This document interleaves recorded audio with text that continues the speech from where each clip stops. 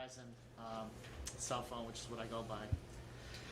Welcome to the July 22nd State Transportation Commission meeting. It's 10 a.m. We have a very long agenda, as long as I can remember. First thing I'm going to introduce our newest commissioner, who's actually been at meetings via Teams, but is the first time live, Richard Turner. Good morning, everyone. Good morning, Ray. Well, the chairman has told me we have very long meetings, so I'm going to keep this very brief for my introduction. My background is in construction. I work both in the field and representing laborers and employers in the Michigan construction industry for 48 years. I'm currently the director of the Michigan Laborers Employers Cooperation Education Trust Fund, which promotes the Michigan construction industry through safety, health, and productivity. And I was also county commissioner, road commissioner for Monroe County for 20 years. And I look forward to meeting everybody personally in the near future, and I look forward to meeting with Director Adiva when the time is available for him to make a face-to-face meeting. Mr. Chairman, that's about my history. Well, welcome. We're glad to have you with us. The director's report. Good morning, Mr. Chair. Good morning, everybody. So good to see everybody in flesh after a year and a half. But first, I want to say thank you, Mr. Chair, and all the board members for accommodating us coming out here to Romulus, because we have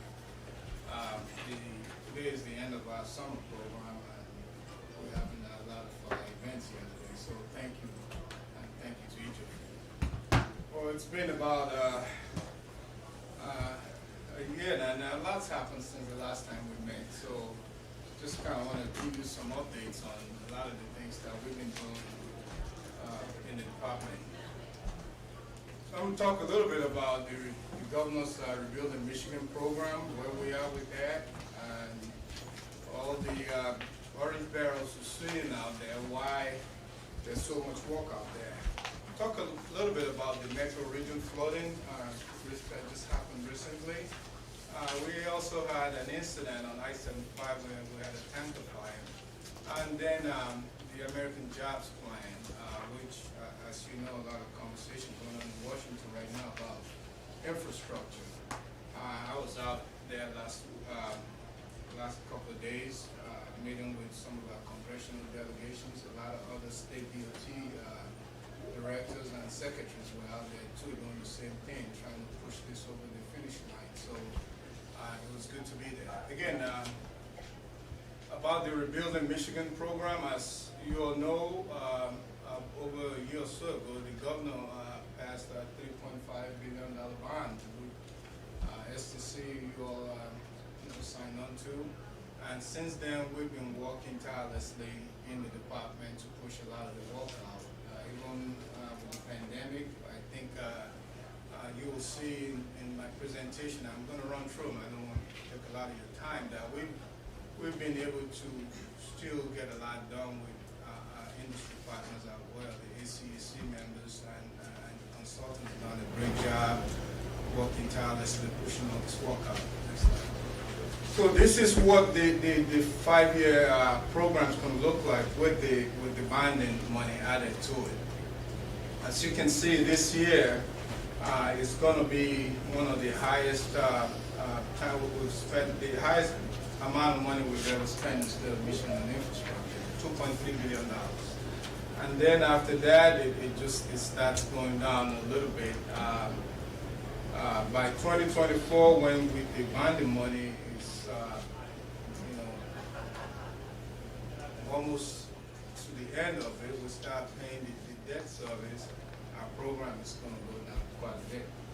So my advice, what I've been requesting is that we don't wait till 2024 to start talking about what are we going to do about permanent funding situation with our infrastructure, right? But for now, things are going well. Part of the conversation we had in Washington is that we hope that the federal the legislation that comes out kind of spreads it over a 10-year period, not 3 to 5 years as the conversation's going. Because you put that on top of what we got now. Even Illinois was also making the same case, and Missouri. you're just going to push out so much work out there in such a short period of time. You're going to have inflation and contractors. Competition is not going to be there. They're just going to start submitting high numbers, and we end up not having a choice but to accept that. So we're trying to get them to understand that. We had some, the Senator Baldwin from Wisconsin came to talk to the group, and I think the message is getting to them that they need to do that. So this is this pie chart just kind of shows what the distribution is, including the governor's bond money. In the next 5 years, we're going to be spending $7.7 billion. Obviously, Metro Region gets a big chunk of that pie, $2.8 billion, and University is next with $1.5 billion. And North Region and Superior gets a smaller piece of those of the pie.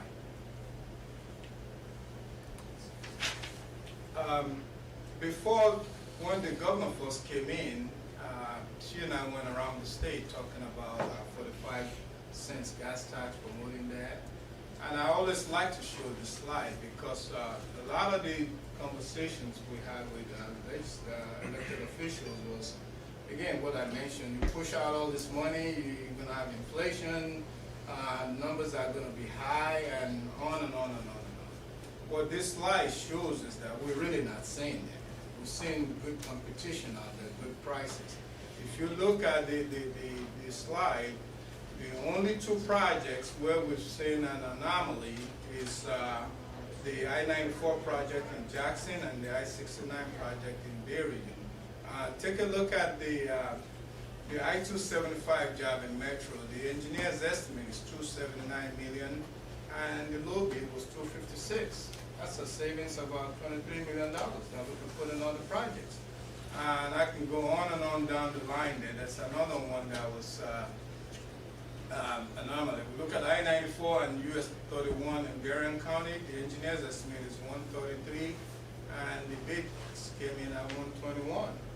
So again, we are seeing some good competition, but it all starts with planning, design, and then putting these projects out for bid. It just gives a good indication that we are doing a lot of the good work up front, so that when it gets out there, the bids reflect what we really want. So as you can see, the difference there is almost 2% between what the engineer's estimate is and what the numbers came in at. Next slide. So kind of want to give you some of the highlights of the projects that are going on in each of these regions. Bay Region, the Rebuilding Michigan program that we have, you can go this. This is I-69 in Genesee County. It's a $100 million project. It's total reconstruction of that whole freeway. The governor and I and several of the other legislators were out there not too long ago. And I tell you, there's a lot of work going on. This was a 2-year project. We're going to get one side done this year, and then next year flip to the other side and get it done. These projects that I'm highlighting today are projects that probably would not have been done if not for the Rebuilding Michigan money. Even if they were done, they were going to be bandage work. But with that money, we were able to kind of just do total reconstruction, because that was one of the things, part of the projects we picked in the Rebuilding Michigan money was going to all be reconstruction, because we want them to outlast the bond payment. So this is an example of that. Next slide. This is also another view of the project. Next slide. So we're putting these out there so people can see it's not just rebuilding freeways, it's also jobs. This I-69 project, $100 million, is supporting about 1,200 jobs that probably would not otherwise be. So, next slide. Grand Region, we have some Rebuilding Michigan projects going on over there as well. This is a project on the I-196 westbound, 130th Avenue to US 31. It's about a $34 million project. It started this March. The hope is to complete it by this November. It's a again, as you can see in the bottom pictures, total reconstruct. Next slide. This project we anticipate was putting about 430 jobs. It should be completed this November. Next slide. Metro region, we've got several projects going on out there as well. Again, this to me is a poster child of why we needed that bond. Because prior to the bond money, we were going to do a $40–50 million banding workout. At the last minute, we pulled this project and made it bigger and rebid it. Now it turned in from a $50 million bandage job to a $256 million reconstruct. And that, to me, is why we want to make the case that we need to fix our infrastructure. It's gonna be a 4-year project, which should be done by 2024. But actually, the contractor's proposing that they may want to finish it a year early, because obviously there's so much work out there. We're gonna get it done and move on to the next one, right? Which is good for everybody. We give the road back to the users early. It's about a 23-mile stretch. Not all of it is reconstruct. Obviously, some are pavement repairs, but the majority of it is exactly that, reconstructing the freeway. Next slide. So this is just a view of what the stretch of the freeway is. Again, I-275 is going to be a busy stretch the next few years. This year we're doing from Will Carlton to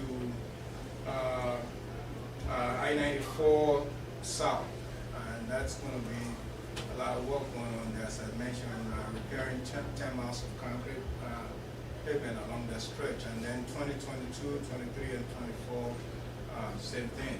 I was at Plymouth Township last week talking to, we had a little town hall meeting there, kind of describing this project to the residents. We had a lot of good discussion about it. Next slide. So this project alone will be supporting about 3,400 jobs. And again, these are jobs that would not otherwise be there. Next slide. North region. This is a $13 million job. As I showed you in that pie chart, North region and Superior region obviously is not getting the bulk of the money. Most of the money is concentrated in Metro and University and Bay and Grand region, because part of the strategy when we put out the bond is that the government wanted to concentrate on highly traveled roadways with economic significance, and also, again, make sure that we're doing total reconstruction. So this is a project in North region. It started in May, which will be done by the end of this year. We're building nearly 17 miles of M72. Next slide, please. This project we believe will support about 165 jobs. Next slide. Southwest region. US 31 I-94 interchange. This is a project I mentioned earlier about the bid price. Cost is about $121. Estimated completion date is 2023. I drove through there myself, and the governor visited this project maybe about a month or so ago. There's so much work going on. I mean, if you drive through there, you can see the difference. I'm really pleased that we finally got the opportunity to fix that stretch of roadway. Next slide. This project we believe will support about 1,200 jobs. Next slide.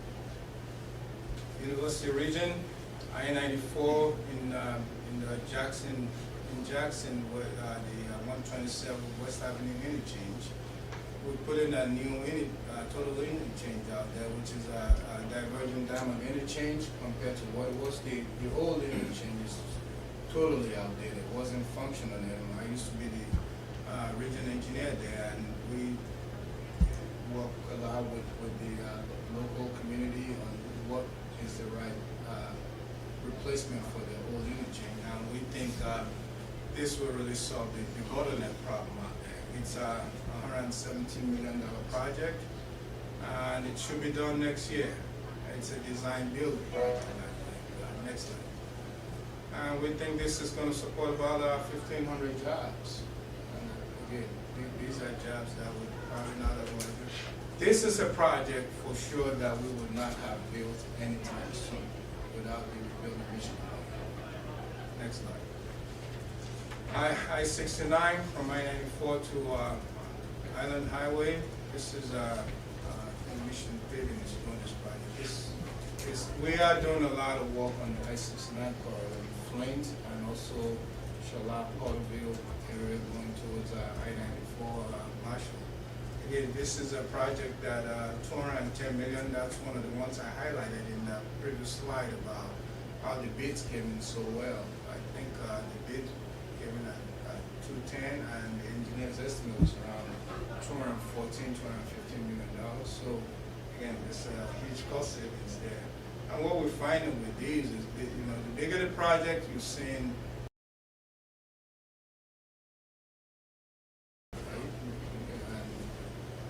we think that's a good thing. Next slide. We believe this project will support about 2,700 jobs in 2023. Next slide.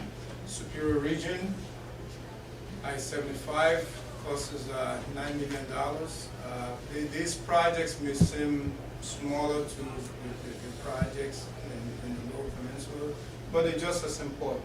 It's not so much the cost or the size, it's, the significance of that project to that community. I think this is a good example of that. This project will be completed by November of this year.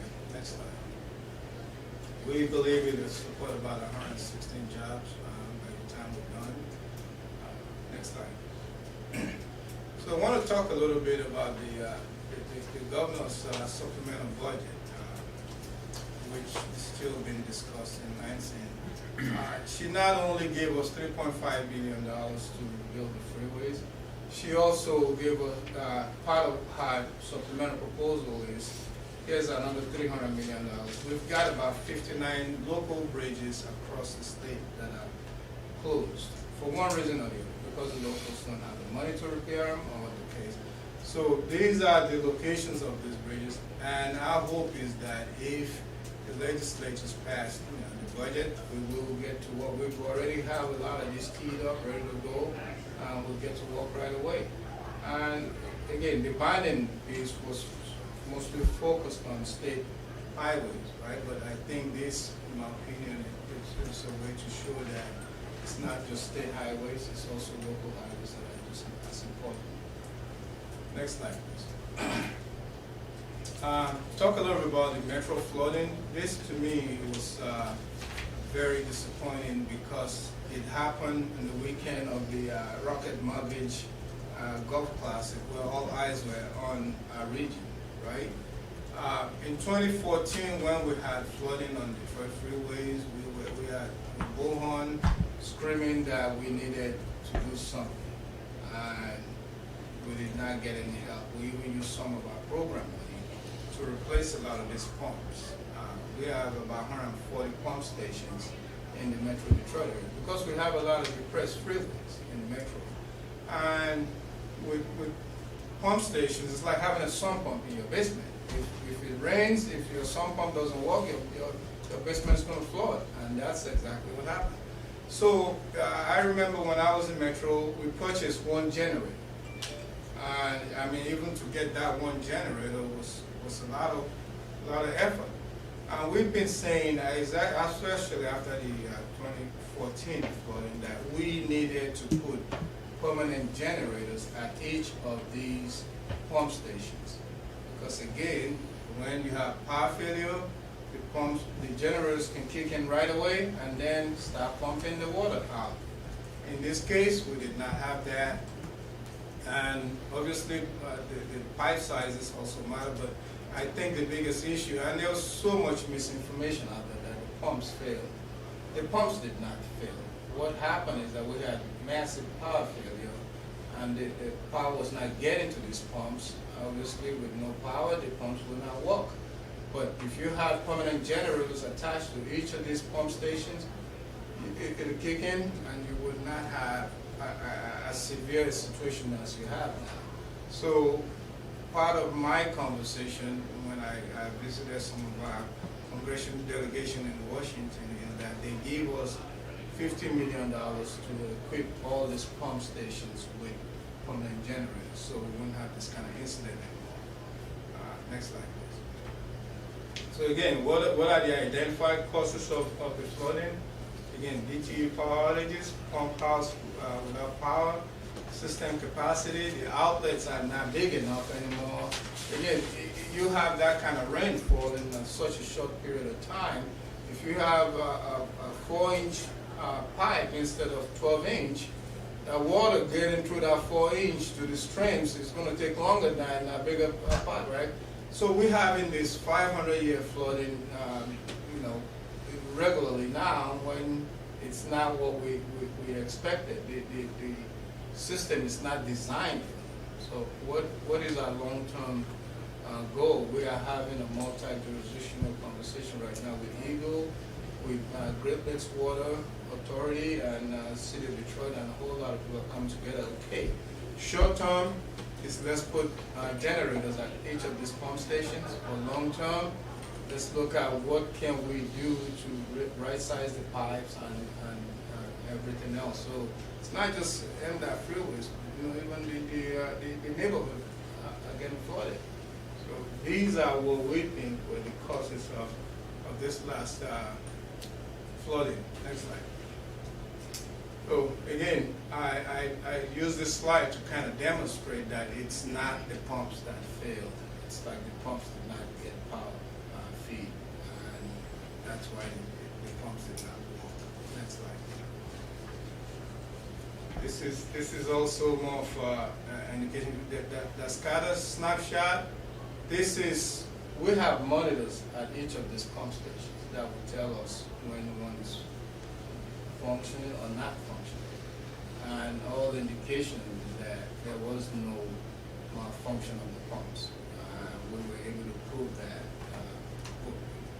Next slide. Again, just to kind of show you the severity of what we dealt with.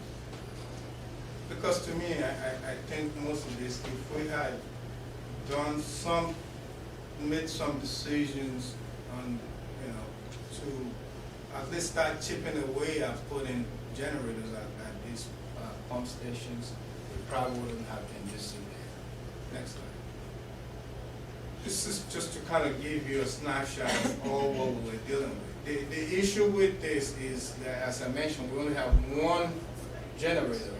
The inefficiency of that is you driving that generator from one pump station to the other.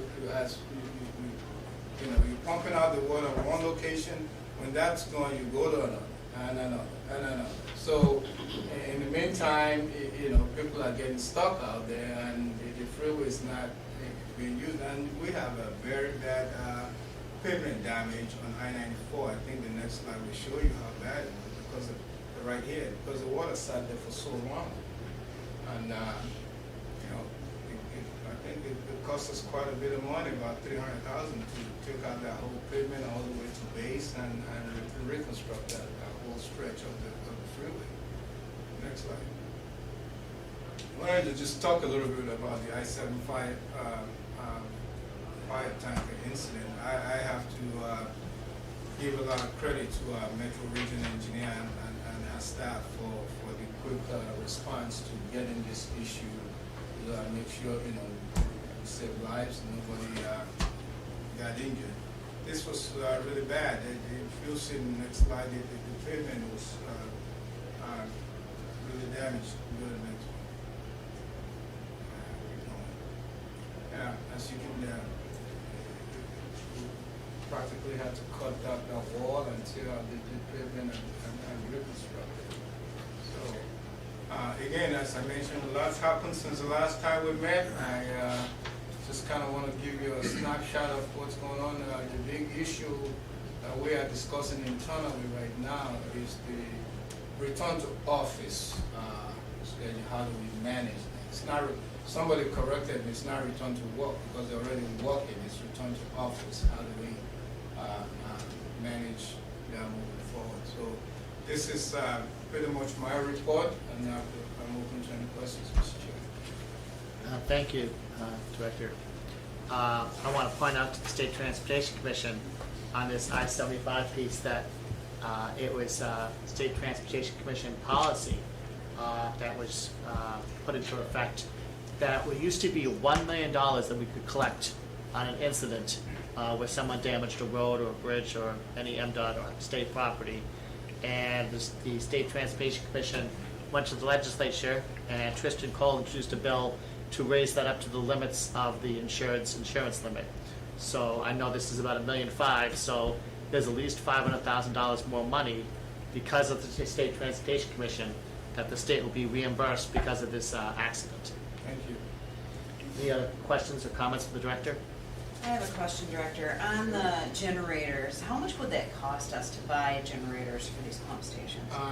We estimated about $45 to $50 million. Again, visiting the congressional delegations, they were all committed to try and help us push this forward. Part of the argument we're making is that the new administration's policy is Build Back Better, right? We really believe putting these generators out there.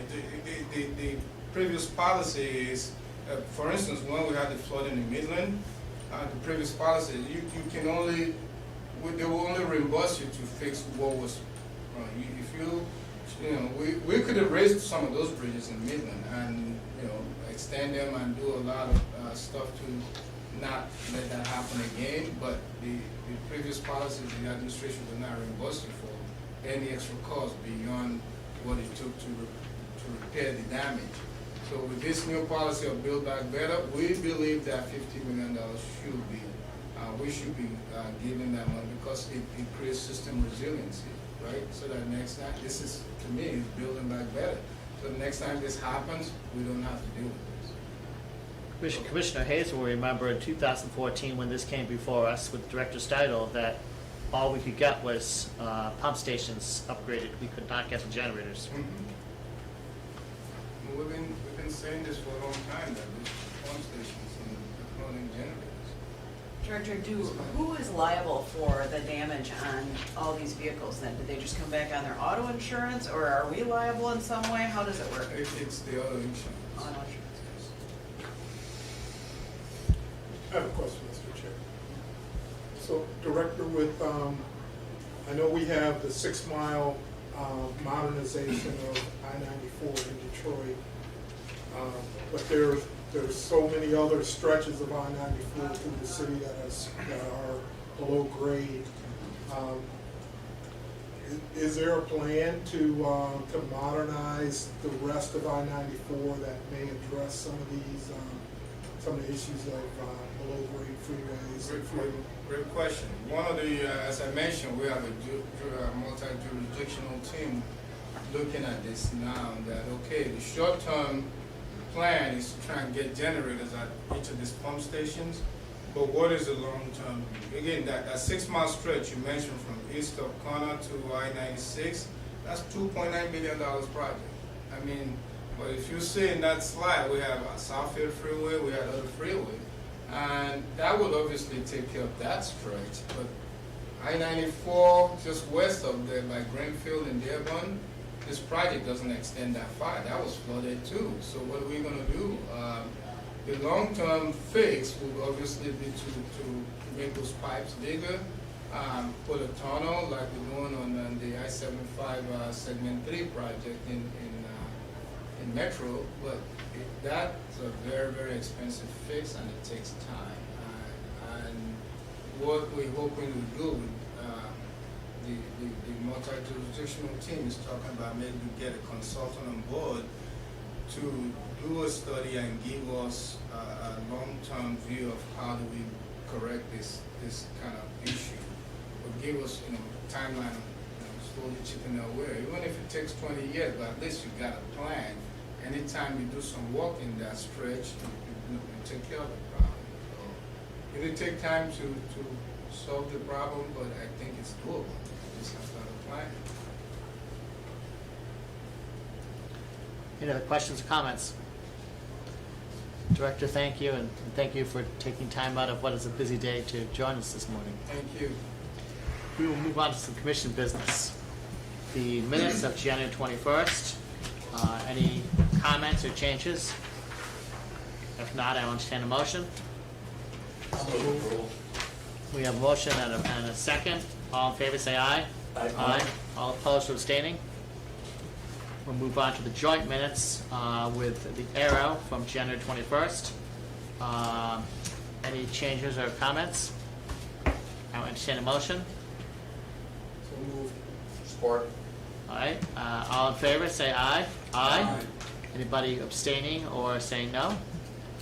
All right, we will move on to the statewide local bridge advisory board nominees. Denise?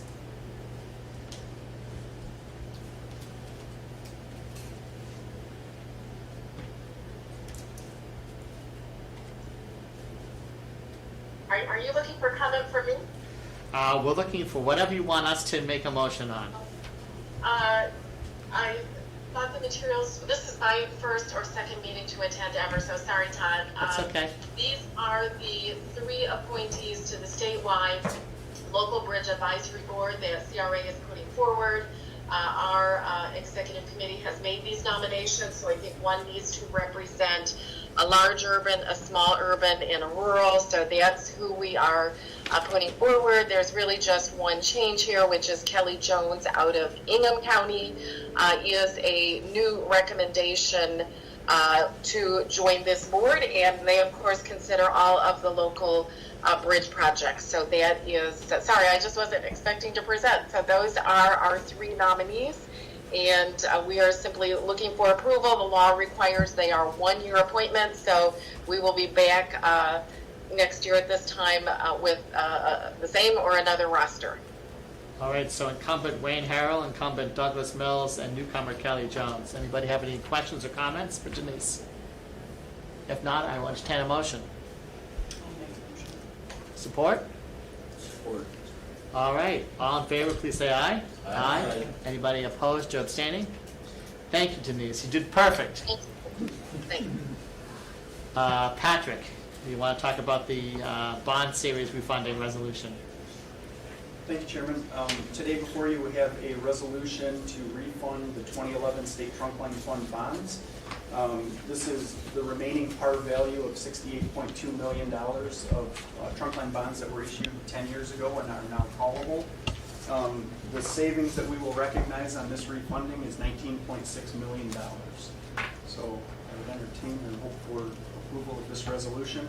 We're planning to bundle this refunding with the second tranche of money for the Rebuilding Michigan program with our August pricing and closing.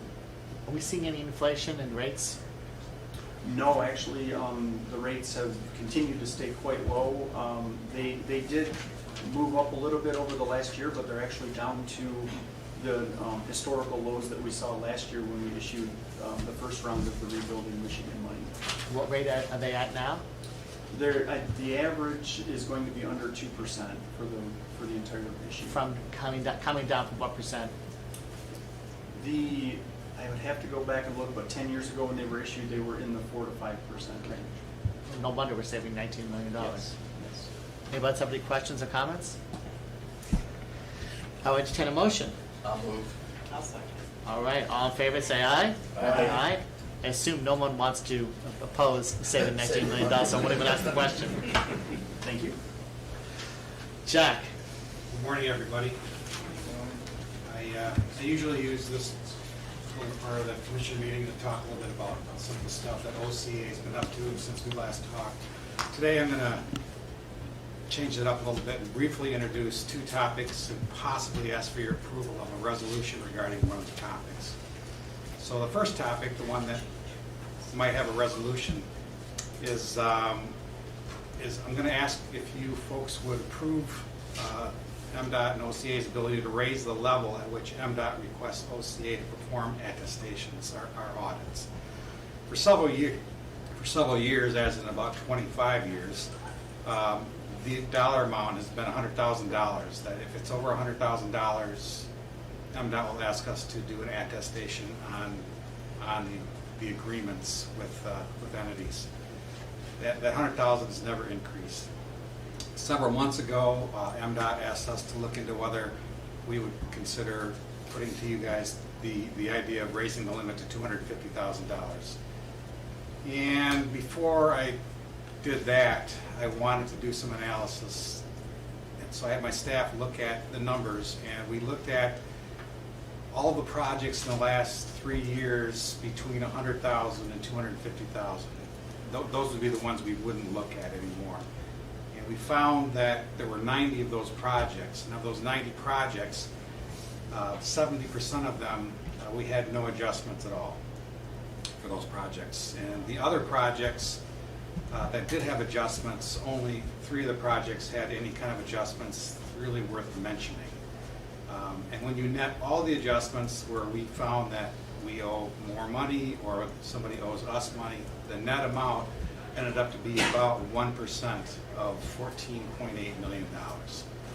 I think that constitutes a fairly low risk based on the numbers. So I'm bringing it to you as to whether you would be, could vote on a resolution perhaps to allow us to raise the limit from 100,000 to 250,000. But I'm here to answer any questions anybody might have before we move to that particular step. Chuck, I just took out my trusty calculator, using the rule of 72 and using inflation rate of 3.25, it came out to 22 years, so that $100,000 in money 25 years ago is just about $250,000 today. So really, having kept pace with inflation, this number is not changing. Anybody have any questions or comments? Go ahead. So I was just going to ask, the risk analysis was just for the past 2 or 3 years. 2 or 3 years. Any anomalies going back beyond that that would cause us any concern with raising this limit?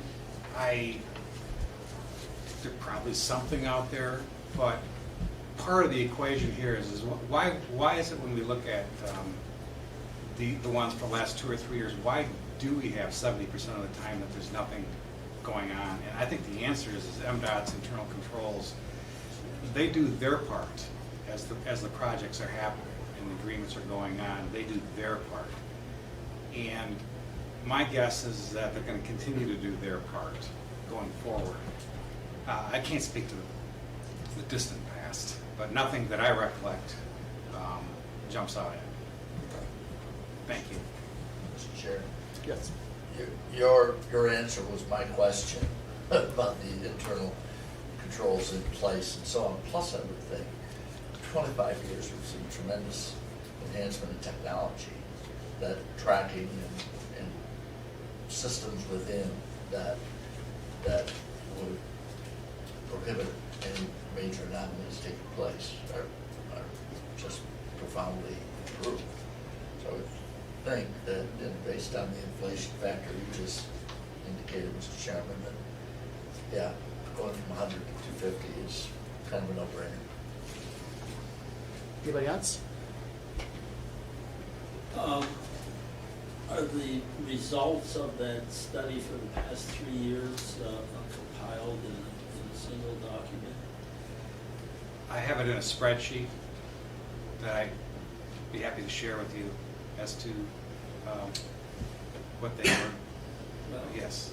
You know, the state constitution imposes on us that we are to, other than as we might accept, approve every contract. I have no problem with the dollar amounts or anything, but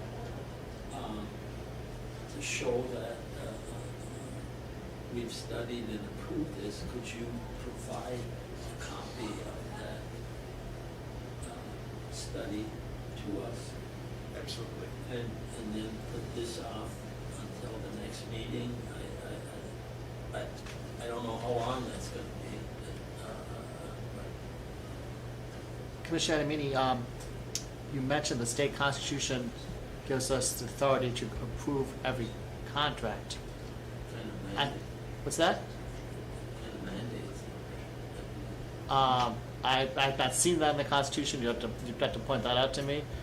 We set policy and we audit, and this is obviously audit, but we do not have under the Constitution the right to approve a contract. That was an agreement between, and still accorded today, between a prior director and a prior group of state transportation commissioners. But there's nothing in the Constitution that mandates or even allows us to do that. But I would ask Jack to send that out, but I'd also ask him, you are auditor. If your advice on this matter carries a great deal of weight with me, and I'm sure with the rest of the commissioners, what is your advice on raising it from 100,000 to 250,000? I think that it should be raised to 250,000 for the fact that it's a break even over 25 years using your analysis. For the fact that there is very little risk as identified in the last few years.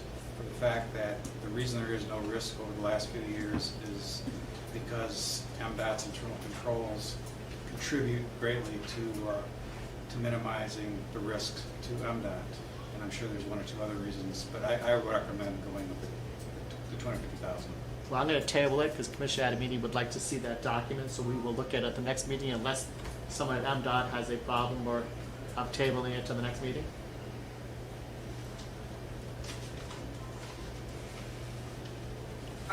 Just a comment, and not disagreeing with my commission member. Is anything going to change between now and then that's going to make us, the numbers are what the numbers are. And either we believe what Commission Audit has said regarding the numbers, or we can wait. But I don't see the purpose in putting this off for another 3 months. I'll put this back to Commissioner Adamini. Would you like us to consider this now before you see the spreadsheet? Well, actually, I would like to see us meet more often during the year. Separate And that would- separate conversation. Right, and that wouldn't be a problem. But I think I was serving under the prior period when you said there was an agreement between the chair of the committee and commission and director. So that's. It goes back a long way. No one seems to remember when it came into place, and they can't Yeah, find well, any minutes of it, but. I was first appointed 34 years ago, so that tells you that Right. it's an old fogey, but. So would you like us to wait to vote on this until after you've seen the Excel spreadsheet? If I'm the only one raising it, no, I mean, I would prefer, but I don't. I agree, I don't think there's a problem when it was 100,000, 250,000. But I would urge that in the future, if something like this is being asked for and there was a study that supports it, that we be provided with a copy of that study before we vote. That's all. I think that's good policy. As you see, I will always, if a commissioner asks us to delay something, I will always take that very seriously. But with your acquiescence, I will bring that to a vote today then. Jack, do you have a motion that you would like to read into the record by one of us? Keena's going to put up there. Still have poor Denise up there.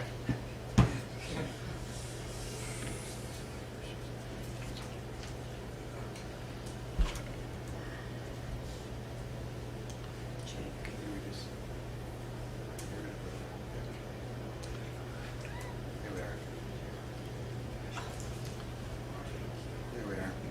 Would someone like to read I that? will read it. Okay. But, The resolution number may or may not be the right resolution number based on Patrick's resolution. Sorry, Jim. That's all right. This is a policy relating to certain requests for the Office of Commission Audit attestations. Whereas it is current practice that the Michigan Department of Transportation, the department, enters into grant agreements with non-departmental entities, recipient entities, for projects associated with economic development, planning, federal urban aid, university assistance, and utilities. Whereas the department monitors the recipient entities for compliance with agreement provisions, and whereas the department requests that the Office of Commission Audits perform review attestations of the financial aspects of agreements, having the resultant costs to the department in excess of $100,000. And whereas the risks to the department of incurring inappropriate costs has been demonstratively low for the category of agreements costing between $100,000 and $250,000, be it resolved that the department may increase from $100,000 to $250,000, the level at which it uniformly requests that OCA perform its attestations, and be it resolved that, for any reason, the department may request OCA to perform an attestation pertaining to any agreement without regard to cost, and be it resolved that, for any reason, OCA may elect to perform an attestation pertaining to any agreement without regard to cost. That is the resolution. Would someone like to make a motion to adopt that resolution or change any part of it to make a motion to adopt such resolution? I'll make a motion to adopt the resolution. Do we have a second? Second. All in favor, please say aye. Aye. If anybody's opposed or abstaining? I'll abstain. You abstain? Okay. Jack, you have anything else for us? Thank you for that, folks. Appreciate it. Second topic. I am introducing the concept that the commission perhaps consider between now and the next commission meeting the idea of changing Exhibit A from a document that requires commission approval to a document or series of documents that educates the commission and provides the commission with robust information. You might recollect, as Todd was saying a few minutes ago, the Michigan Constitution states that the commission is to establish policy and the director is to execute the policy. And perhaps your considerations today and over the next few months will lead to a possible reframing of selected interactions between MDOT and the commission. So as you've reviewed contents of the various exhibits that the commission currently approves through waivers and these commission meetings, it might be fair to wonder whether Exhibit A information is sufficient to allow you to consider the policies. The intent is to perhaps persuade the commission to discuss moving from providing approvals for certain types of agreements to requesting from MDOT pertinent information about the nature of all types of agreements and the major outcomes of whatever activities that you as a commissioner have an interest. So I ask for questions, comments, or further discussion if anybody is up for that. Just so my fellow commissioners know, before something like this comes to the commission, it's vetted at various levels. Some of these things that come to me, I actually reject or push off as being inappropriate or not right, which I actually did just the other day on a separate matter, not related to Exhibit A. I might suggest that we set aside either a special meeting or the next meeting to talk about Exhibit A, talk about what if we were to change what we're doing with Exhibit A to getting more information that can help us set policy. And we could also talk, as I know Commissioner Nominees want to talk about whether or not we're having the appropriate number of meetings. So would people like to have that discussion today, since this is just all come in front of you, or to have a separate meeting, and it may be a series of meetings? It took a year and a half before I thought they were ready to bring this concept to this meeting. It could take another year and a half before we get to where we want this concept to go, if anywhere.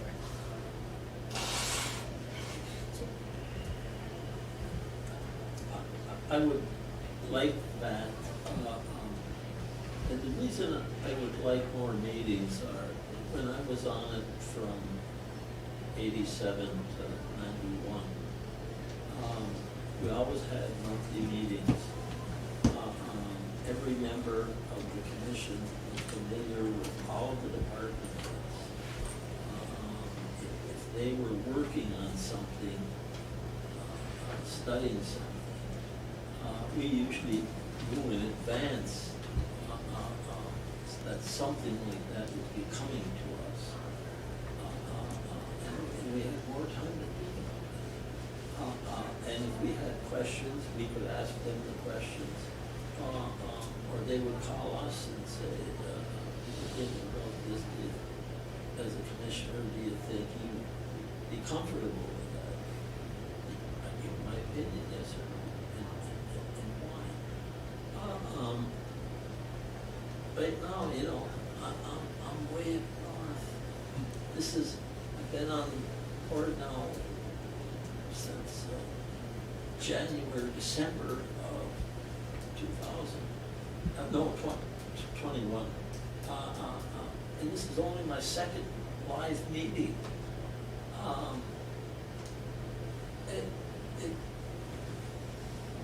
I barely know my fellow commissioners.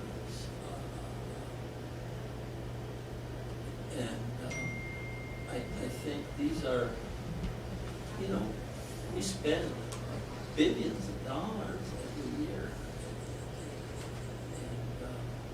I think we want to assure citizens in the state of Michigan that things are running well here, and that's our job. Anybody else have any questions or comments? I have a friendly, unofficial amendment to what we're looking to do in the upcoming months. I think the commission should be looking at modernizing its purpose.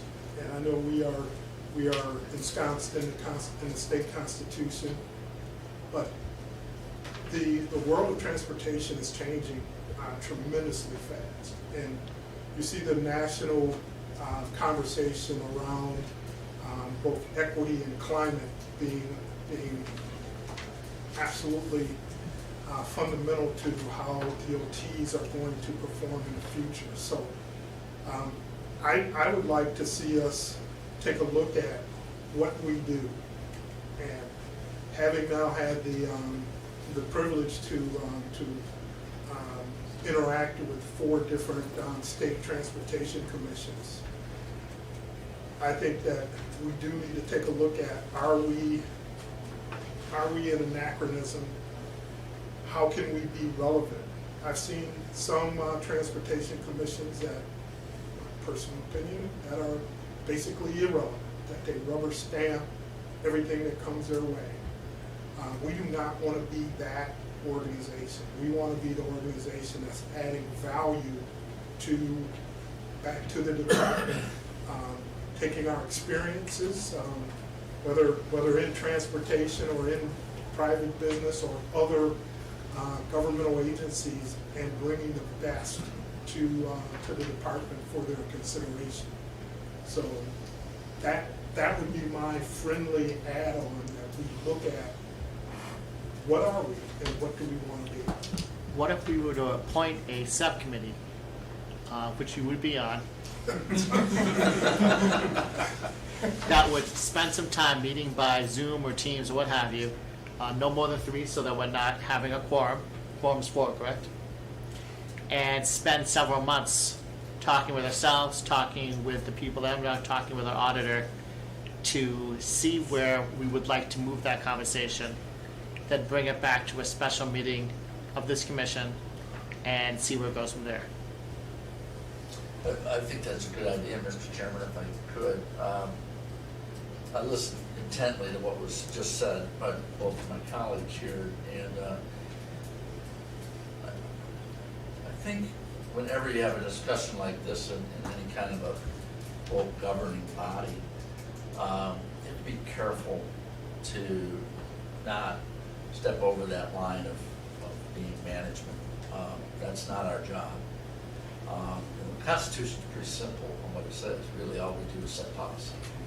We don't approve contracts. We don't have that power or authority. That rests with the paid, the director and the executive branch of government and the staff of MDOT.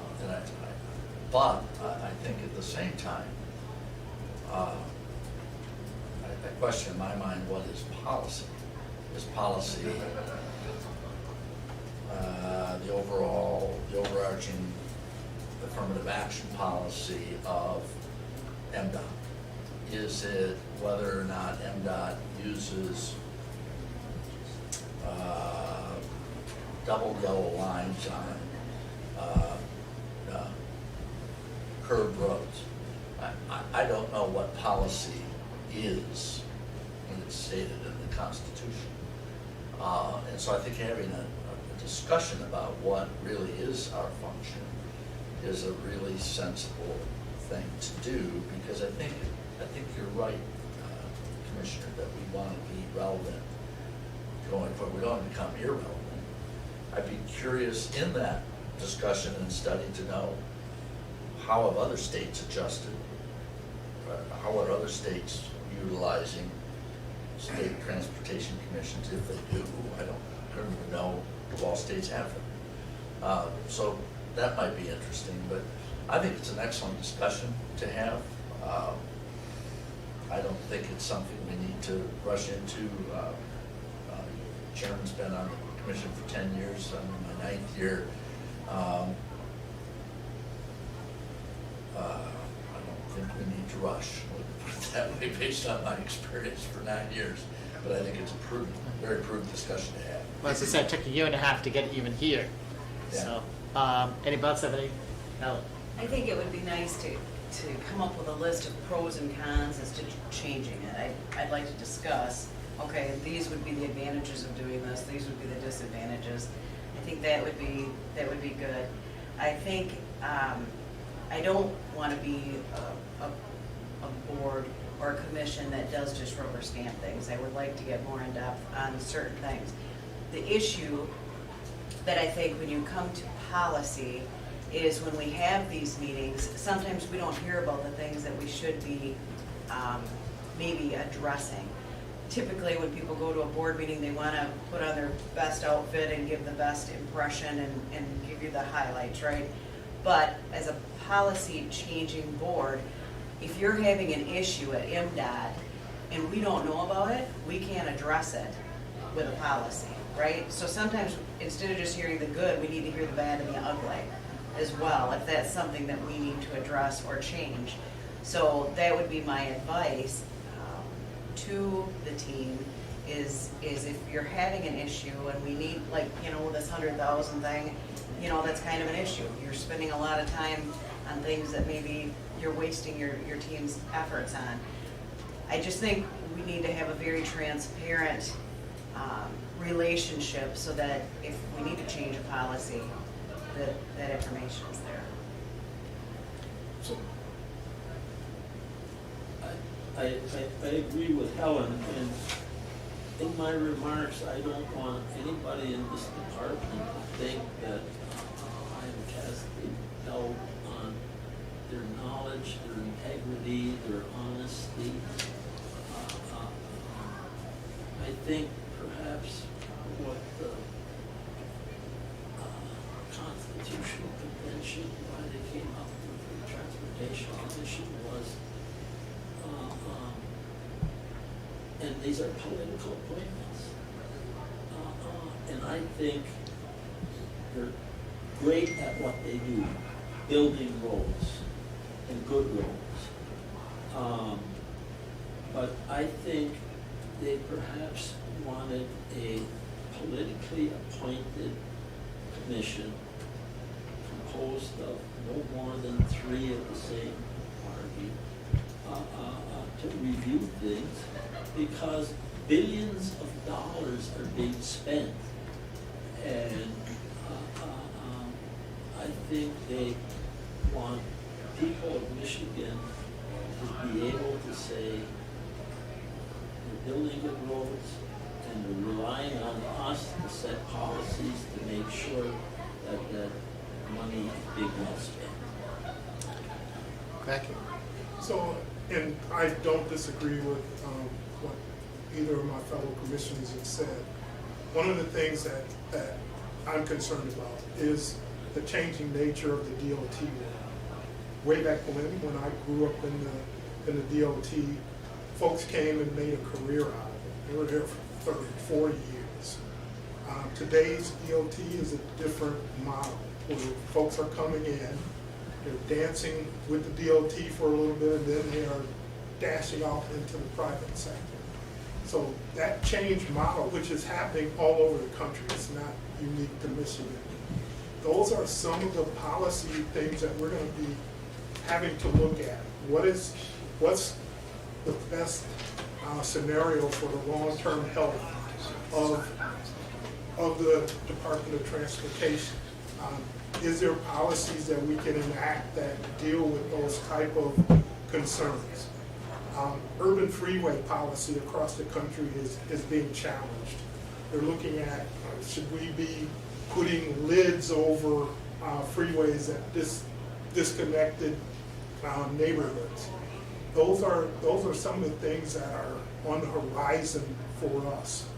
And those are some of the things that I think we can bring viewpoints that will be helpful to the department in making policy for how we interact going into the future.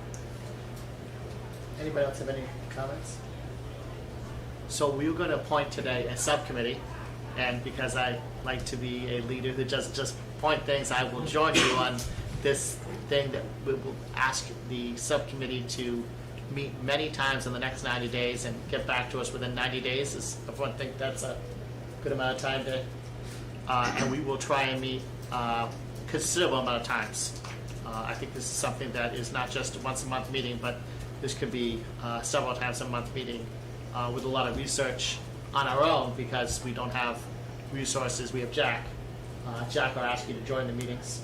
Is there anybody else who would like to join this committee, which you will chair? No good deed goes unpunished. Well, I'll be reporting to you, so you can punish as much as you want. Anybody else would like to join us? Commission meeting. All right, we have our subcommittee. We will meet by Teams or Zoom or whatever it is that. Because I don't see any need to have to. We're up in the. I'm 2 hours from you. You're 4 hours from me. So I think meeting by Zoom.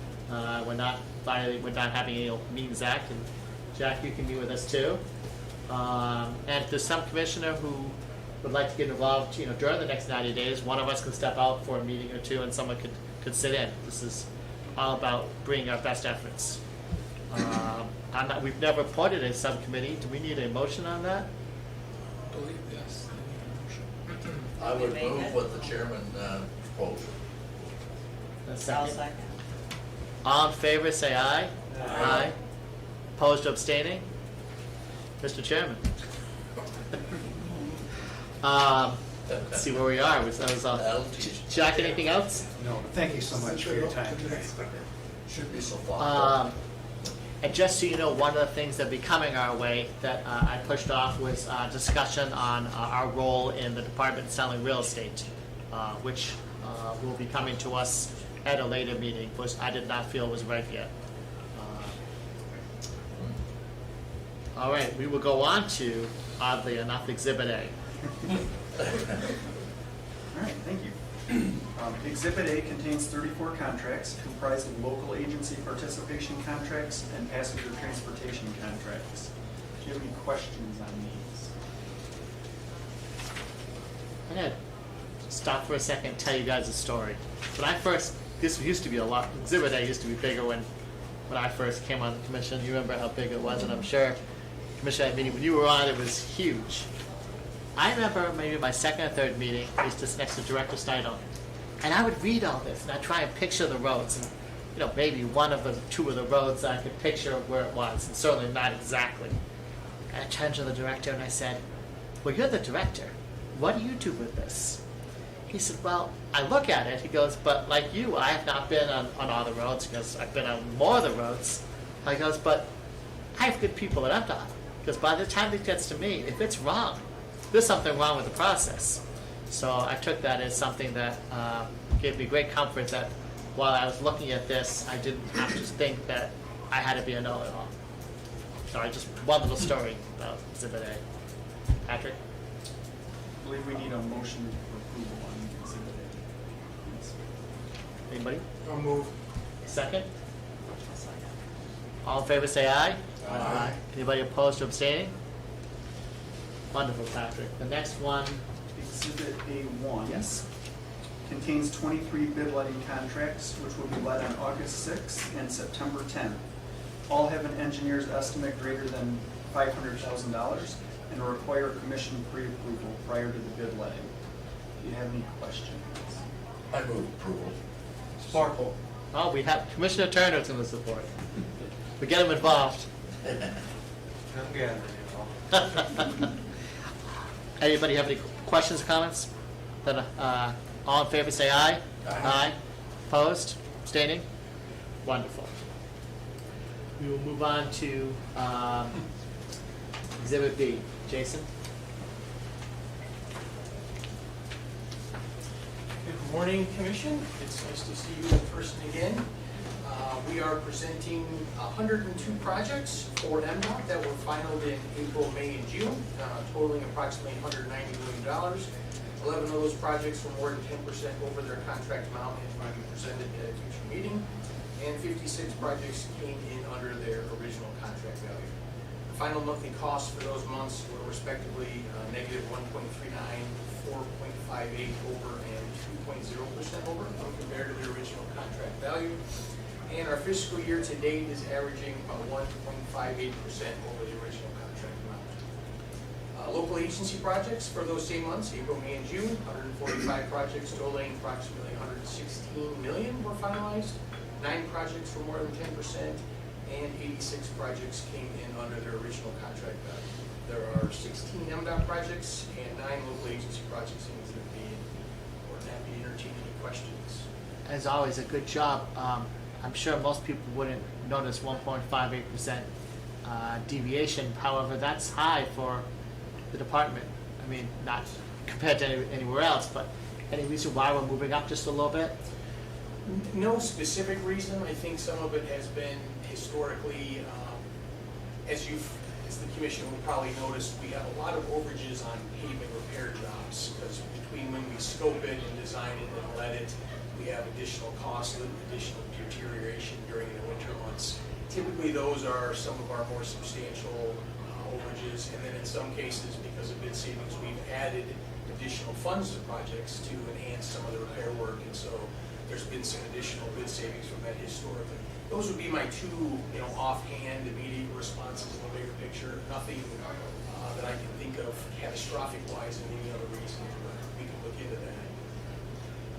Mr. Chairman, I noticed that too, and I think we've always prided ourselves on that. Like 0.58. Yeah, that number being so low, and I was kind of going to ask the same question around availability of labor and price of materials, and whether or not those two, because I know construction materials are crazy today. Yeah, it could. The thing that I want to know, just for your knowledge, is we bring projects that are final, and there's 3 different levels of that. There are final by the construction office, and then our contract services area finals them, and then Patrick area financially closes and finals them. By the time the projects get in front of the commission, they're typically a year or 2 old, so these would be a little bit before maybe some of the chaotic pricing and scheduling delays that we've kind of seen across the nation. Okay. But So in it the could future get commission worse. meeting, yeah, I'm probably going to be saying that exact statement, that's probably now we're feeling the results of what industry has noted to me, 4 to 5 time price increases on a lot of materials and delays, which obviously increases bid costs. So that number probably is going to migrate a little bit based on some of that. And labor shortage. Yes, sir. Yeah, that's a big one. Can we pause right there for a minute? And I know the director said he's not seeing any inflation, and I hope that continues to be the case. I am a little bit more negative in my feeling that we will be seeing quite a bit of inflation. Is there some way that MDOT, before the next meeting, could really look at what's happening with labor and cost of materials and delays and inflation, and come back to us and tell us what they're seeing? Because I think that's going to be very important over the next 10 years, particularly between what the pandemic has brought and this transportation bill that is going to be adopted one day, I hope, and how we might see inflation over the next 10 years, and how we can, as a policy setting board, try and guide MDOT to doing the best they can, given that inflation may be in the offing. Chairman, MDOT actually has been engaged in a research project for the last, about a year and a half or so with Western Michigan to have a Michigan-specific cost of construction index and be able to track historical prices and look for inflationary things. And so we'd be happy to bring a presentation at the next meeting to kind of go over that and show you where we're seeing escalation and where we're not. The director's presentation is with respect to our engineer's estimate. That's kind of our last estimate before we put it out to bid. And so we adjust for inflation when we do that. What we're saying is we're doing a pretty good job of estimating, and projects are coming in according to that. But there is some cost increase over time. We'll be happy to present that. As always, you're ahead of us. And, I mean, that goes back to our previous discussion. I mean, that's the kind of thing Right. that ought to be before us. And then the whole question on the variance number is at that level, that's where the commission ought to have some knowledge to know, is MDOT off, 25% variance or something, or is it 0.5? And those kind of things to me are what we were getting at in that previous discussion, Mr. Chairman. Sure, So look- the subcommittee ought to take care of that. Sure, I mean, you look at the airline industry number of years ago, before the fuel costs went up, some of them made a strategic choice to buy years' worth of futures and oil so that they had locked in. Is there a way that departments of transportation can lock in prices of aggregates, what have you, years in advance if they want to take that risk? And is that an appropriate risk to take? But those are the type of things that we could help look at and suggest MDOT. I'm sure that they've looked at many different ways to hedge prices that may or may not work. And again, we really could help in that respect. So that report would be really greatly appreciated. One thing to note, Michigan does not have in our standard contracts any cost escalation types of clauses. So whatever the contractor bids, that's what they have to deliver it at. So there are states that do have it. Sometimes that gives you a little better price at the beginning, but it results in bigger changes over time because there are provisions if the cost of asphalt goes up, if petroleum prices go up. That's a frequent one that you'll see in some other states. Tony, is that something that's easy to compile and let us know which states do have a cost? We could probably get that through ASHTO. I think that would be wise for us to look at, especially as we like to get ourselves involved in contracts. Typically, just so you know, Commissioner, it's usually we would engage industry, and industry, because of what Mr. Cradfield said, is typically not interested in that because of the downswing of those escalation issues. But that is something that we've told them we would entertain.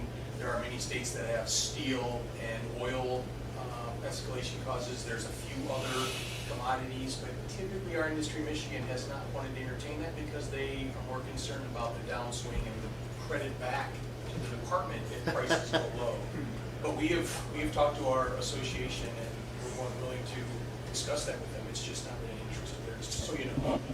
Good. That's a good point to know, and doesn't surprise me given the strength and the how much our industry talks to each other. I think you're waiting for a motion, probably. No motion. All right. Well, thank you. Exhibit C. Exhibit C is our 6-month financial review follow-up report on unresolved service contract reviews that are more than 120 days past since we issued the report. Basically, has it been more than 120 days since my office issued a report, and MDOT still hasn't resolved it? That's the question, and the answer is for the many time in a row, is there are no such reports that are outstanding like that, which is great. So I'm asking for the commission to accept the report. So moved. Anybody have any questions? Okay, we have a motion.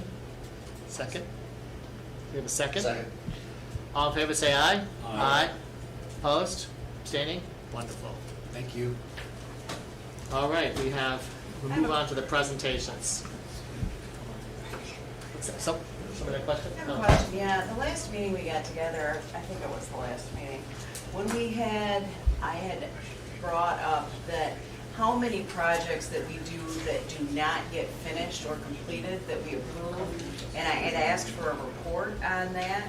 So like if we approve, I don't know, say 40 projects, and they're supposed to be done in a certain time, how, are they all getting done in the time that we said, or did we back burner any of them? Do you remember, Do you remember when we talked about I that? remember talking about, do you remember who said that they would get us a report on it, or what did they say they would do? That's what I don't remember. I can go back into my notes on that, Okay. Commissioner. I would just like to have that for our next meeting, if you could do that. Was that, did we do that at an in-person meeting or I during? thought it was the- an in-person meeting. So that was a long It could have time been a ago. while ago, yeah. But I just wanted to know how we were looking on that, if we had projects that are still out there that we thought were done. And if I remember correctly, that was in regards to the 5-year plan, right? That, yep, you're In right. regards to the 5-year Yes, program. yep. So how many Yes. projects do you approve in the 5-year program to move forward, and then how many of those are actually completed according to the The program? plan, yep, I you remember got now. it, yep, Yeah. okay, thank you. Bradley? Is he remote or? No, Bradley's right here. There it is. Here's the team.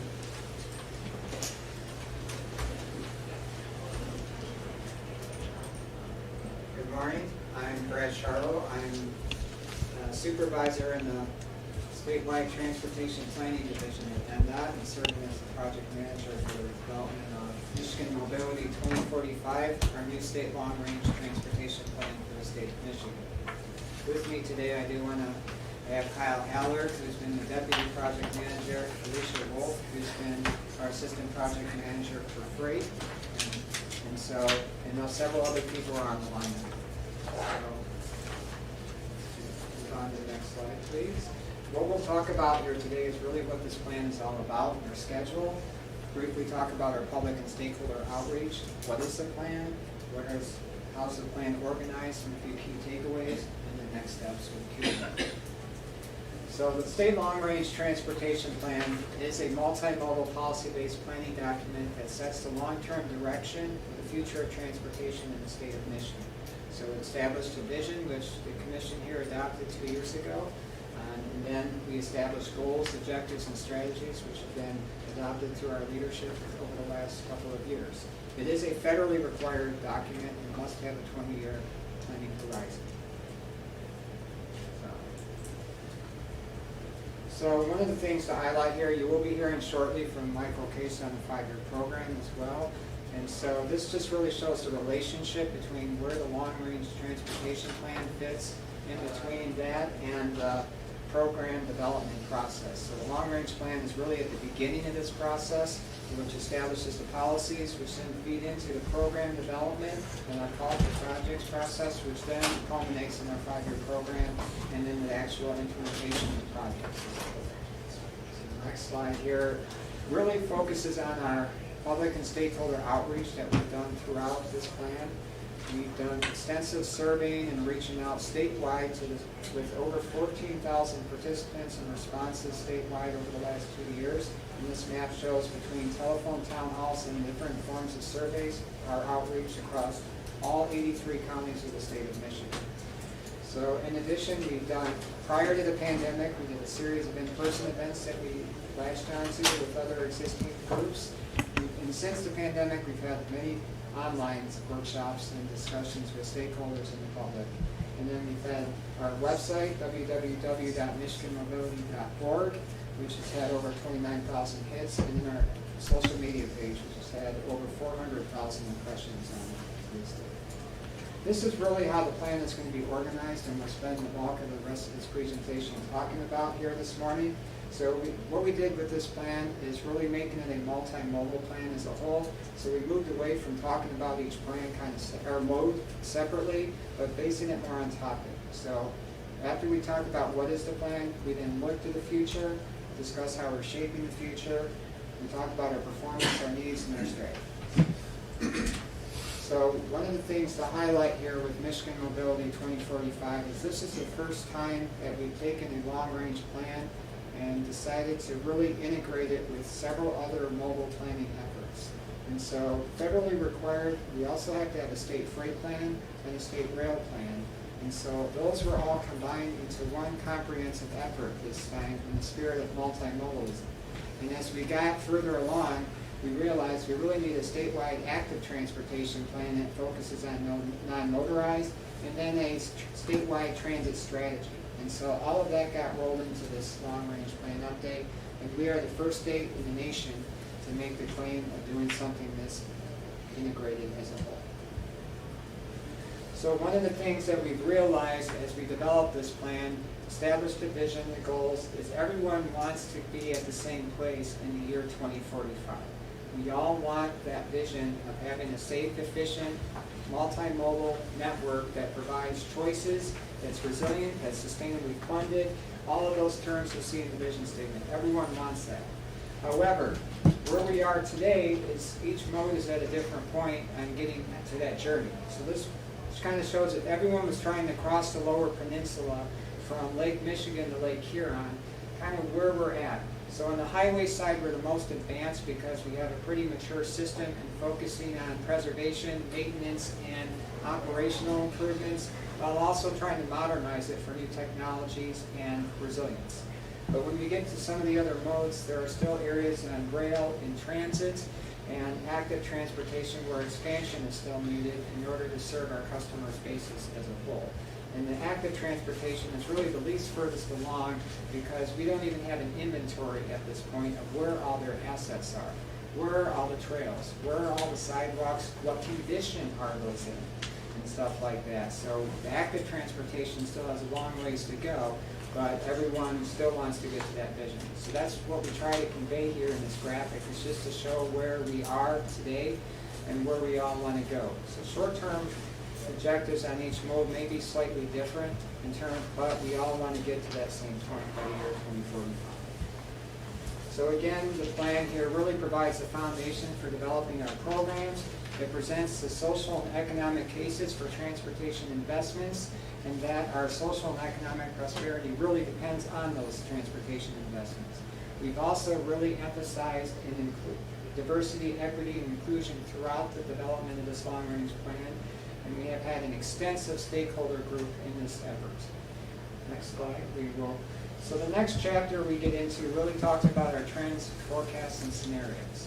So overall, we talk about what are the changes in population demographics, what are the things that are happening overall, aging population, freight trends with e-commerce, new technologies with CAVs and electrification, and the impacts of the pandemic overall.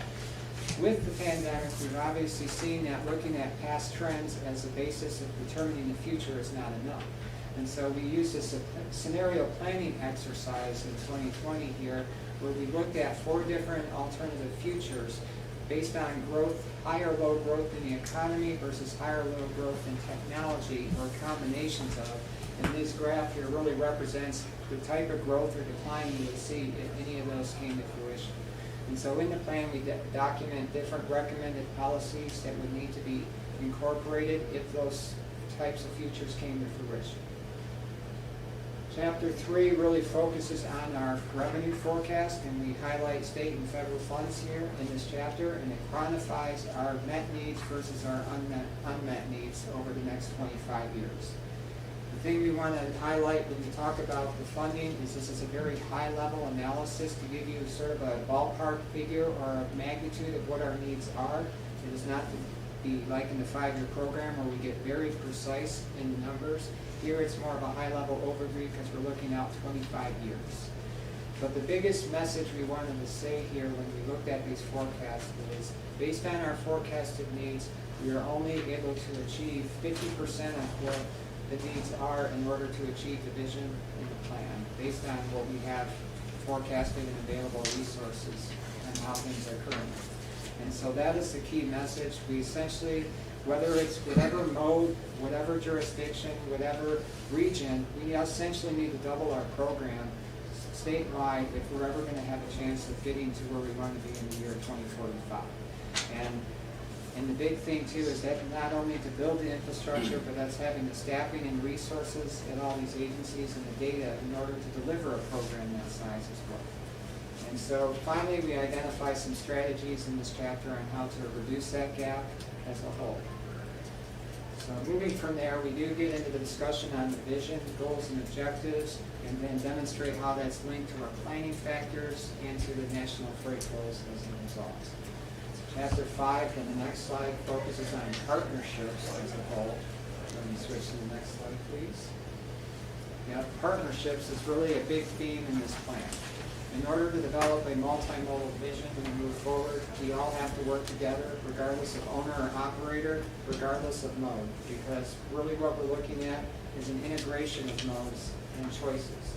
Also, we talk quite extensively in there about our public and stakeholder engagement process, and then organize things accordingly in this chapter. Chapter 6 focuses on mobility and accessibility. We are part of a national pooled fund study that's looking at how accessible we are for bicycles, by autos, and by transit, access to jobs, access to critical services, access for businesses, and then recreation and tourism. And it also emphasizes the need for choices across modes. And then Chapter 7 gets into our community, environment, and health. And so we have discussions on the impacts of health, the impacts of the environment, and then Title VI and criminal justice and equity are covered. Chapter 8 gets into the bulk of performance as a whole. We are required to have a performance-based plan with a system performance report. But what we've done with long-range plans, if you've seen past ones, we had something called corridors of high significance. We've rebranded those as strategic multimodal corridors in this long-range plan. And this really emphasizes the performance along these corridors consistent with the national highway system, as well as what are all the multimodal assets within those areas as a whole. And then those also align with the state's key freight corridors, which are part of the freight plan component as well. And then we also have a system performance report, additional performance measures that the state has taken on that are important to the state as a whole. Travel time reliability and freight bottlenecks are all discussed in this chapter. From here, I'm not going to go through the rest of these chapters individually for the sake of time, but I do want to say we have quite an in-depth discussion on our needs that is in this discussion. So preservation, capacity, right sizing, transportation, safety and security, network management and operations, accessibility and connectivity, and then resilience. That's a big theme there, as we can see here. Resiliency is a key aspect here that we're looking at as well. And so, as we move forward, the last section really focuses on our strategies in the plan and what we can do to implement those. They're broken into these 8 categories that align back to our goals. So safety, managing our resources responsibly, providing accessibility and mobility for all, supporting health, resilience, working together, technology, and economic vitality. All these strategies are laid out as a result. And then that's the main plan document as a whole. We also have a series of plan dependencies here, which include our public and stakeholder outreach process. The rail plan does have a lot more in-depth requirements, and we do require an additional supplemental report to cover all those federal requirements. Freight also has similar things. We have our system performance report, our strategic multimodal corridors report, and an executive summary for our active transportation plan will all be part of this overall package. And then we also have a few videos that have been produced. The podcast was put together and released this morning about the plan, and the Director Adjunct produced a video a few weeks ago talking about the highlights of the comprehensive plan. So what we're asking today really is we've got this draft plan. It has been a work in progress throughout this effort, and we've been working extremely hard. But what we're asking for today is for you to approval to put this plan out for public comment. And what this plan is, would go out, if approved today, it would go out for comment today and be out through the end of August. We are required to have a 30-day public comment period as part of the federal regs. And then if that is approved, we'll put the plan out for comment. We will then take the comments back through the month of September and address those, and then bring the final complete plan to you guys in October for your adoption. With that, that's what I have for you today. I'll take any questions. Good. I apologize, you may have addressed this at the beginning, but I had to step out for biological reasons. So it sounded like you got a lot of input in the process early on. You feel like that's sufficient? This next 30 days, public comment period will be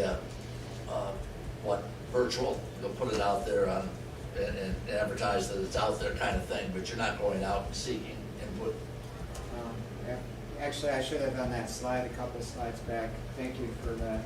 I guess it doesn't show it here, but what we have, we are doing 3 events that are virtual. You're correct, Commissioner. We are going to do a stakeholder meeting on July 27th, where it's going to be virtual for everyone to attend, and then 2 meetings on August 3rd and August 4th that are focused on the public virtual. We have also reached out to our broader stakeholder group. If they have any in-person events that they'd like us to come to and participate in, then we are more than happy to join forces and to go to those people as well. But in general, we have the 3 meetings that are focused on, and those are virtual. Thank you. Bradley, how big is the whole report? How many pages? I mean, is it? The draft plan right now for the federally compliant version is about 140 pages because we have all 5 of these efforts in one. One thing I would thank you for bringing it up, because one of the things too that we're going to be producing for the final plan is a 25-page executive summary that is going to be much more digestible for the general public. When this plan is adopted, it will be a very condensed version of the highlights, kind of like what I just presented to you now. We had to include all that stuff to be federally compliant, and that's what needed to go out for comments. But we will be producing an executive summary here of about 25 pages for the final plan as well. I'd like to see that. Can you send that to me? Yeah, as soon as we have it ready, we'll share that with all. The 140 or the 25? I'm thinking the 25. It's kind of what I'm kicking around in my head too. I'd like to know more. Oh, instead of the 142. You guys should have a version of the 142. It's still we're still working on cleaning it up because there's a lot of feedback we're getting from people statewide on this already. And then, That's good. So, Brad, I have a question on the active transportation, and as you showed the future investments and need, it was very narrow and couldn't even determine if we're meeting the needs of active transportation. Have you received comments from that segment of folks? Are they happy with the plan going into the future? Do they think there needs to be greater investment in bicycle, walking, rolling facilities? I will say they are happy that we developed this full vision for active transportation, is the term we're using it now. I guess they do want to see much more greater investment on active transportation facilities.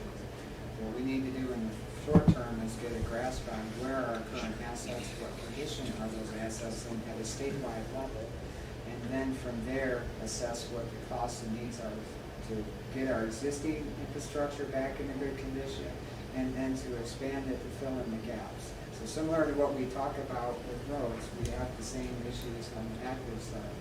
Is we need the, if you look at a sidewalk sometimes when you're walking, one in front of my brother's house last week, it was like there's almost a 2-inch gap between slabs of concrete on those sidewalks. If you're in a wheelchair or you're trying to bike, you better be careful, I guess, in some of those instances. So yes, they are wanting to see. Commission meeting? Yeah, I'd like the 145-page one. And I'll tell you why. And I told this to the director when I had my first meeting with him, is that I'm gonna ask a lot of questions. And the purpose is not to find fault with what you're doing or to criticize what you're doing. I want to defend the department. You wouldn't believe how many people in the Upper Peninsula, I bet if you took a poll saying, do you think the state transportation department is serving our area adequately? They would all say no. I have to tell them, keep your mouth shut. If they come up here and look at how good it is here compared to some other parts of the state, they're gonna start taking money away from us. And when I was in the legislature, it was the same thing. You know, oh, the roads here are terrible. Oh, down in all that money goes to Detroit. I said, have you been in the city of Detroit lately? Come on, you don't know how good you have it here. And so if you're doing good stuff, I want to know about it. And this is wonderful. Yeah.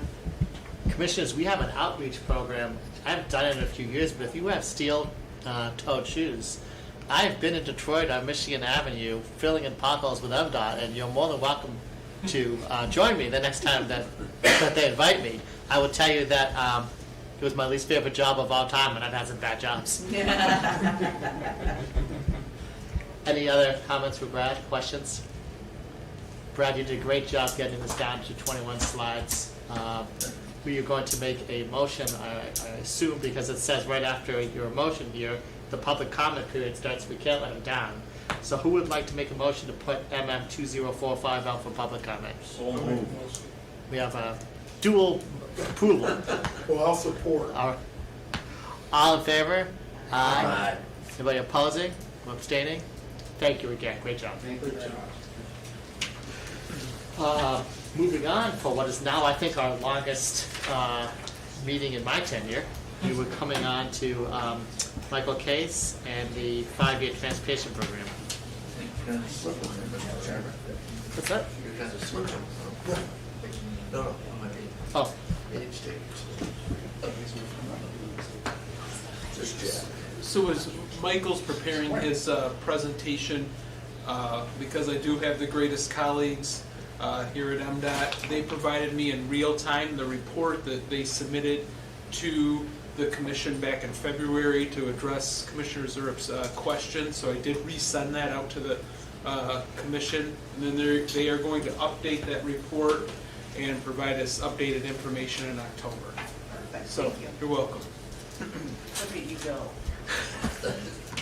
look at our age showing us don't remember getting the report. Michael, you have a hard act to follow, and Brad, are you up to it? Yeah, well, you know, Brad's been a great mentor, so I hope that I can fill those shoes that were just standing right here. So, good morning, everyone. My name is Michael Case. I'm the 5-year transportation program specialist in MDOT's Bureau of Transportation Planning. And as you can see here, I'm going to present to you the 5-year transportation program for fiscal years 2022 through 2026. With me this morning, I've got a few folks from Multimodal. We've got Pete Annister from the Office of Rail, Alyssa Van Hoof from the Office of Aviation, and Lisa Luban from Public Transportation. They're going to present their respective parts of the 5-year transportation program as well, and I'm going to focus on highway. Slide, please.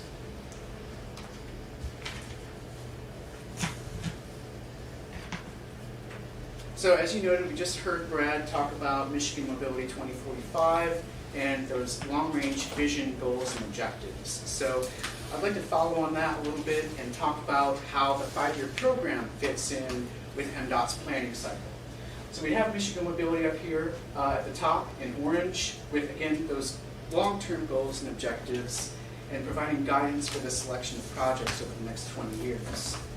What comes out of Michigan Mobility 2045, or the State Long-Range Transportation Plan, influences and gives direction to other federal and state required plans and programs that MDOT has. So one of those is the Transportation Asset Management Plan, where we're looking at how do we, in a fiscally constrained way, implement through the selection of projects those long-term visions and goals. That guidance gets provided through the call for projects process, and the last completed call for projects process goes into the 5-year program, where that's the 5th year of projects, where the previous 4 years are rolled in from the previously approved 5-year transportation program. So the 5-year transportation program role in this really serves a couple of things. It helps ensure that the long-term goals and objectives and the STIP, which is also a federally required document, are consistent with each other. It also sets up a baseline for monitoring of implementation of the capital program, making sure if there's any adjustments that need to be made, we've got a baseline we can look to as we cycle back around into the next 4 years for revision of the goals, objectives, and policies that guide the direction that we take the state. Slide, please. So our main objectives with the 5-year program, I just really covered the first two, providing the strategic direction and monitoring conditions of the trunk line program. But the last two are equally as important, and that's providing the public an opportunity to really look at the investment strategies and the projects that MDOT is proposing to move forward. So this document is really a great key resource, not just for the public, but internally for MDOT in ensuring, again, consistency across plans and programs and making sure we're putting our best foot forward for successful implementation of the trunk line program. Next slide. And so a part of public outreach is obviously, and as well as successful implementation, is establishing trust with the public. One of the key tenets of trust is making sure, at least from a planning perspective, that we're connecting in a clear, concise way the vision and goals with the projects that are selected and that move forward through the call for projects process and are incorporated into the 5-year transportation program. So we've added a new layer to the 5-year transportation program this year with key projects that we've highlighted. We're focusing on one or more 3 key areas that the director's executive team informed us that we needed to provide that closer connection on. So equity and inclusion, transportation resiliency, and better bicycle and pedestrian connections in conjunction with the Complete Streets program. You'll see here an example straight out of this year's draft 5-year transportation program, where we have the icons on the top right showing how this project really ties those things together and promotes those goals. Slide, please. So with context set, I'll go ahead and jump into the numbers. For fiscal year 2022 through 2026, MDOT's looking at a total capital program of $15.1 billion. That's split for the highway program, $12.2 billion, for public transportation, $2.3 billion, and for the aviation program, which is technically under public transportation, but they kind of do their own thing, as Alyssa will talk about, $601 million over the next 5 years. Slide, please. This is a breakdown of the $12.2 billion highway program. We've got $7.1 dedicated to repair and rebuild roads, $1.4 billion to repair and rebuild bridges, $2.3 billion for routine maintenance, $953 million for safety and system operations, and $454 million for additional state federally funded programs, which are programs like transportation assistance, the Transportation Alternatives Program, which is a federally funded program, and workforce development, which is a state program. Slide, please. Michael, Sure. not to interrupt you, but before you leave that last slide, where does active transportation funding, does it fall in all of those categories, or where would we see that type of funding? Well, from my understanding, most of it would come through for active transportation, the Transportation Alternatives Program. That's really the program that's focused on bicycle and pedestrian infrastructure, things like trails, which is also a part of transportation alternatives. But each and every project does have a consideration for pedestrian safety and making sure that there's, if the funding is available, connections with sidewalks and, again, prioritization of safety in all projects. Okay. Excellent question. So it's no surprise to anybody in this room the impact of the Rebuilding Michigan program has had on MDOT's ability to advance much needed road and bridge improvements in construction. MDOT, over the next 5 years, is expecting a $2.3 billion infusion in financing to help support those projects moving forward. That's $1.4 billion in fiscal year 22, $774 million in fiscal year 23, and $97 million in fiscal year 25.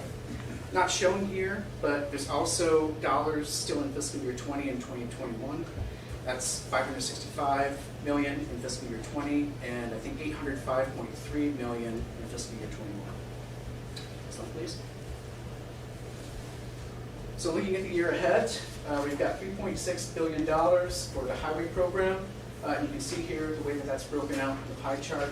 We have $2.4 billion in repair and rebuild roads, $324 million in repair and rebuild bridges. That includes $30 million for the Blue Water Bridge Plaza, $153 million for trunk line modernization. That's I-94 in Detroit and the I-75 in County trunk line modernization projects.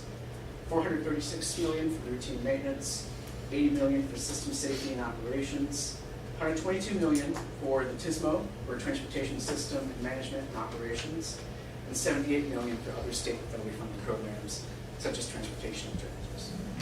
Slide, please. So just a broad overlook at the public transportation program between 2022 and 2026, we're looking at $2.9 billion. We have $2.3 billion for the public transportation program and $601 million for aviation. And with that, we're going to go ahead and turn it over to Lisa to talk about the year ahead for public transportation. I have one little question for Anna and Freely. Sure. On that slide 2 ago on the spend, why do we have none in 2024? Did we just spend it all, or why do we have a skip between 23 and 25? So I'm going to jog my memory a little bit here. So I believe there was a project in the Bay region planned for 2024 that was moved up to 2021 because there were some issues with environmental stuff. There was also some projects in the metro region that moved around too. So that's had an impact on where the money is sitting in each fiscal year. Got you. Okay. Okay, Lisa?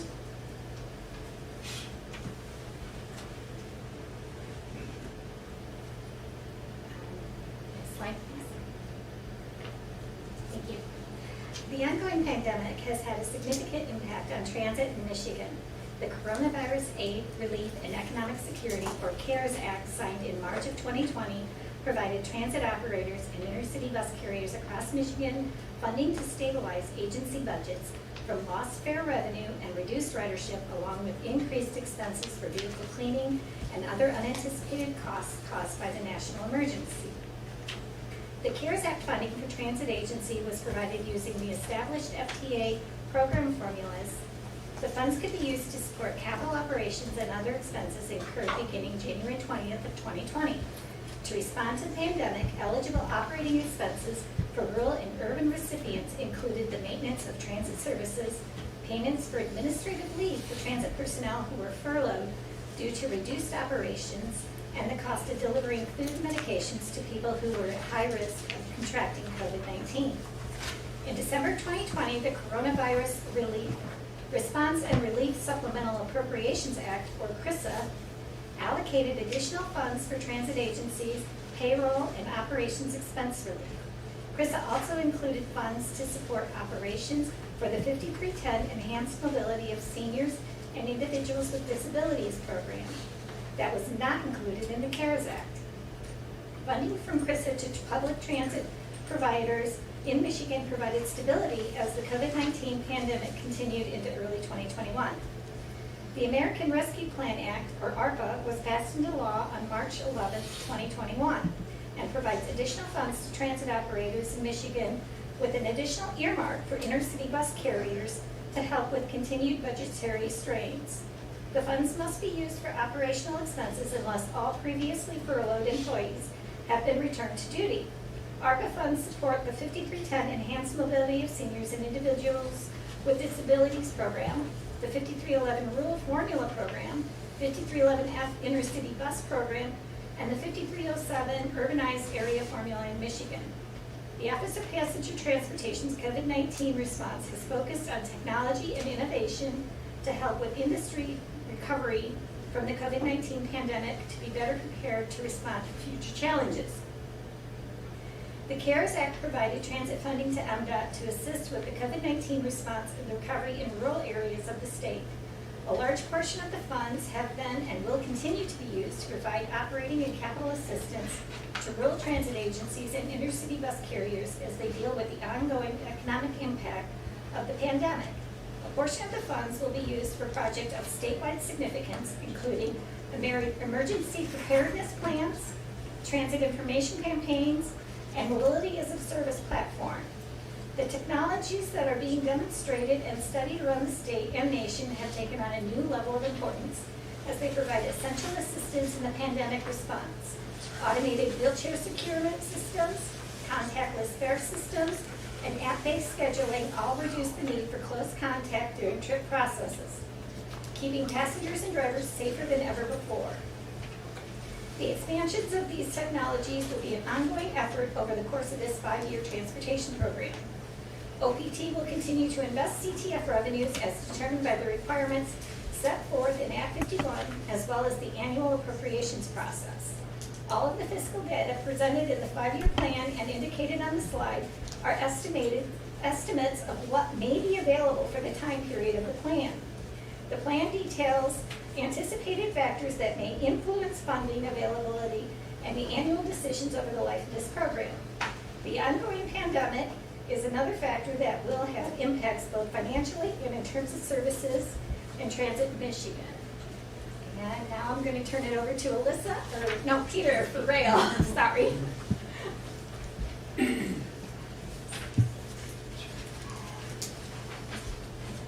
Thank you. So, good morning, everybody. I'm Peter Annister. I think many of you have probably not met me. I started at MDOT at the end of January, so I'm about 6 months in, and it's been a real privilege to join the MDOT team and lead our Office of Rail efforts. So I look forward to working with you all and getting to know you better and having the opportunity to see some of my coworkers in person for the first time for some of you guys. So it's a little bit of a unique experience for sure. So really I wanted to focus on the Office of Rail and what we're looking at for the next 5 years. And there's really 3 areas of focus that we really want to put our emphasis on. And the funding within these different pies are really focused on those areas. So one is safety. How do we safely operate trains in Michigan and interact with roads and crossings and those sorts of things. Second is really the efficient use of our assets that we have. So Michigan is in somewhat of a unique position that the state of Michigan actually owns some track, 650 miles of it throughout the state of Michigan. So we want to make sure we're maintaining that and using those assets as efficiently as we possibly can. And then the third focus area is really development. So again, how do we take these assets that we have in Michigan and really utilize them in ways that can support our business community, support our citizens on our passenger rail and that sort of thing. So really it's a focus on these 3 areas. To get a little bit into the pie chart specifically, I'll start maybe with the orange, our intercity passenger operations. So this is really the support of our 3 Amtrak lines that we have in Michigan. There's a federal statute called the Passenger Rail Investment and Infrastructure Act, PRIA it's called, that basically requires any Amtrak route that's less than 750 miles to be essentially supported by the state. So we have 3 of those routes in Michigan. So any cost of operating or equipment that's used on those routes, net of any ticket revenue, we're basically using some of our funding to support those operations. The second piece is kind of the maintenance of our state-owned assets. So we really break that into two different pieces of the pie, the blue and the gray. The gray is what are primarily our freight-owned lines. So those are mostly in northern Michigan. But again, how do we need to maintain those assets? The blue is our Kalamazoo to Dearborn line, which is really the line that operates our higher speed accelerated Amtrak train between Detroit and Chicago. So because it's carrying passengers primarily and because it's accelerated, we do have a higher thresholds we have to meet to maintain that line. So that is why in the blue section. The yellow is really our primary economic development program that we use to really support businesses that want greater access to rail. So this could be through a turnout or a siding. We do have grants available that are matched by those private companies to help fund those kind of investments to make sure that those companies can efficiently utilize our rail assets in Michigan. Our local crossing programs, we have 3 different programs that really focus on the condition of road and rail crossings. So there's a grant program that really focuses on the equipment, so the gates and different things at crossings. We do also have a grant program that focuses on the surface of those crossings, and we want to make sure those are maintained in a safe and efficient manner. And then we also have a program that looks at actually closing crossings. So if there's ways to eliminate a crossing, that's something that we also have funding dollars to help support. This other capital spending authority is really our federal spending authority. So we have actually 5 active grants right now that we've received in the last 3 years from the federal government. So those are typically used for our maintenance and operations, for safety. We do have like a trespassing grant now that we're working on. So in order to be able to capture those federal dollars, we have that piece of the pie. And then our final is this Detroit Wayne County Port Authority, which is really a pass-through from our Office of Rail to the Port Authority down here in Detroit to really help their operations. So again, that's a snapshot of kind of our priorities and how we use our funding. We are fortunate that we basically have one line item that funds all these operations, so those pies can shrink or expand a little bit in any given year depending on if we have to maybe invest in a new rail bridge on our state-owned line. One of those alone could be $10 or $15 million investment. So having that flexibility within those, the whole pie is really fortunate for us. So thank you, and pleasure to meet everybody.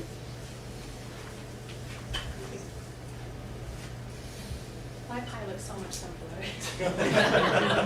So for ours, well, I guess you can't even really see that third slice there, but there is a third slice. So for ours, the Federal Aviation Administration, or the FAA, has the Airport Improvement Program, which provides grants for planning and development of public use airports that are part of the National Plan of Integrated Airport Systems, or NIPIAS airports.